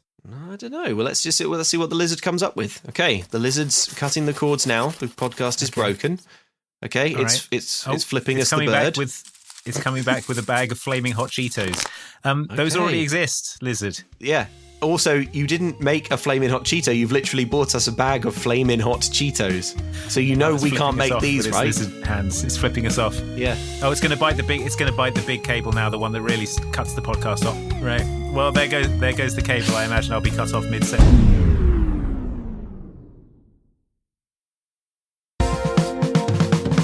Hey Luke, it's looking like it's going to be a busy day here at the Mom Can't Cook Exterminators company that we run together when we're not podcasting. That's right, the company that exterminates Mom Can't Cook. Those two have got it coming. Yeah, I can't wait till we can track them down. But until then, we're just dealing with household pests. And we're getting a lot of calls coming in this morning, like this from Adam Morse, Autumn Holloway, Paul Stokes, C. Hunter, Elizabeth, Dave Goddard, E.T., Cara Dennison, Jeebus Piers-Jones, and Carl the Jedi. They say that there's a frog in their car. Okay. And it sort of got into the engine and jackknifed it on the freeway. And so we need to go into the car and become part of the car and find the frog. Okay, well, here I've got Minnie, Jambo number 5, Junga Bunga Bango Bynes, Crescentia Che, Duchess Adam Steele, Andy's parents, travelling chip salesman Tim Craven, and Jack Fabian. They've been on the phone to let us know they've got that old pest control problem cow in the office. That's right. They're at the tea point trying to have a chat, but there's a large cow pooing and milking everywhere. That is a problem. Yeah. We'll come around with a bucket. We'll sort it all out. Let me see what's next on the answer phone. We got Clarky the Bearded Coast Driver, Zora Stingray, R Book Monster, Quinn is Teething, a Lettuce Merman, Matt S, Corwis, Blake, Christoph, and Andy Meany. They say that in their home there is a small dog that keeps sort of flying out of cupboards and owning them. Sure. Barricading them in the toilets, and their brother from the military is home soon, so we need to do something fast. Yeah, we'll get them on the hounded package. Yeah, that's not going to be a problem. Yeah, we'll put their dog in Shia LaBeouf's pool house. It'll be a whole thing. That'll sort them all out. Andrea Palace, Seish, Danny Ward, Homemade Mask, Ben from Finance, Michael Saul, Tilly Everoa, The Best of Rue left hours ago, Daniel Rogers, and Anna Petahova. They've got a bad case of lion toilet. Don't worry, we'll be around to flush that shortly with pride. We'll swing by on our way back from seeing Clint, Hannah Lopez, Michael Olsen, Nurse Jake, Chase Baker, Alan St. George, Ash, Lucas Johnson, John Sharplin, Gurney Halleck, and Kyle Bain. They apparently have a heron in their jacuzzi. Oh no. Which is the worst, isn't it? You're just trying to relax and it'll open its beak and vomit fish all over you. You said I'm like a heron. Have you checked that the heron isn't me? I'm often in... Yeah, we'll check. I'm often in people's jacuzzis. We'll check when we get there and make sure it's not Luke. Although if we turn up with Luke, he may get in the jacuzzi. I may get in the jacuzzi, yeah. I mean, look, just sort of as a blanket rule to everyone on this list, we may get in your jacuzzi. You may get in your jacuzzi and vomit fish everywhere. We need to relax. Yeah. Tony B, Lord of the Salt Doctrine, Z-Man, Angel Beat, Business Corgi, Who Needs to Sleep, Courtney Rail, Eclair, Louise Lola, and Paul Murphy 85. Unfortunately, they've got a shark on the flatbed. You know, the flatbed of their truck? There's a shark thrashing around on there. Well, is it a problem if it's out of the water? Just drive around until the thrashing stops. That would be our advice. We don't even need to come out for this one. Yeah. Look, you don't need a pest controller if you can kill an animal by yourself, do you? Right. Just get a half brick. That's what my advice for most situations. Exactly. Must we do everything? Yeah. I've got this call here from Snowy Owl, Will Pohoretsky. Jared is by-law sexual. Popular character Travis, Sarah Mattocks, Rai Medema, Danny Boyer, Purple Disarray, and The Monk. They apparently have a wolf in their gym bag. Wolves are pretty big, gym bags are pretty small, so I imagine it's a pretty tight situation for that wolf. I feel more sorry for the wolf in that situation, to be honest. Yeah, of all the places to be stuck. Yeah, right. Yeah. Well, no good. It's going to be a tricky situation opening that, but we're up to the task. Simon Ganzel, Mike Kavanagh, Autumn Archon, Michael Hayden, Paul Stevens, Julian Rundlet, Brandon Plesh, Cropolio, Philip Stevens, and Limited Patience brackets Kiz. You've emailed in to say that you've just got snakes in the pantry. Aww. That's right. When you go into your old-fashioned Victorian pantry, what's here? All of your dry foods and your tinned meats. Tinned meats only just been invented in the Victorian times where you live, and snakes have got in it. It's a nightmare. Mm-hmm. Use them as a can opener. Use their sharp teeth. Or eat the snakes. Either way. That'll inject poison into the can. You know what? Let us sort it out. Yeah, that's what we're here for. Oh, look, we've got A.D. Muller, Hef, Prince Reynard, Danny Cap, Moist Drippings, Hannah Kirchner, Frendon Brazer, Richard Martin, Mouse Hunt is Peak, and Liz L. They've got a bit of an issue. Apparently Lee Evans is in their airing cupboard, and he's doing sort of bits. He's doing physical comedy bits like Buster Keaton in his heyday. Chris Pryor, Alex and Daisy and Bailey too, Andrew the Osteogent, Smash Savannah, Burger Boys and Girl, Rowan Corby, Keith Hall, Adam Snigg, Ethan Pearson, Will Thomas, Carl Clev, Hypermole and Adam Cuddy Ruth. Unfortunately, Nathan Lane has got into your basement. He's down there. He's saying Hakuna Matata, and he's doing a sort of medley of all his most famous characters. His most popular bits. Yeah, we'll smoke him out. Yeah, we'll get down there, and we've got a bug bomb that works specifically on Nathan Lane's. Yeah, it's a big Cuban cigar that we'll go down there and smoke with Nathan Lane because we respect him so much. Actually, that sounds really choice. Yeah. Okay. Getting rid of Nathan Lane out your house is going to take upwards of 2 weeks. So we're gonna cover the house completely. You move out. out, and we'll be down there with cigars and whiskey. Yeah, and we'll need a Nathan couple Lane. of bottles of extremely fine whiskey as well. If you could arrange that before you head out, we'll take care of the rest. And we'll need a DVD of Only Murders in the Building, because there are a few choice scenes in that featuring Nathan Lane that I would really like to quiz him about. Yeah, sounds good. So leave that there. We'll take care of the rest.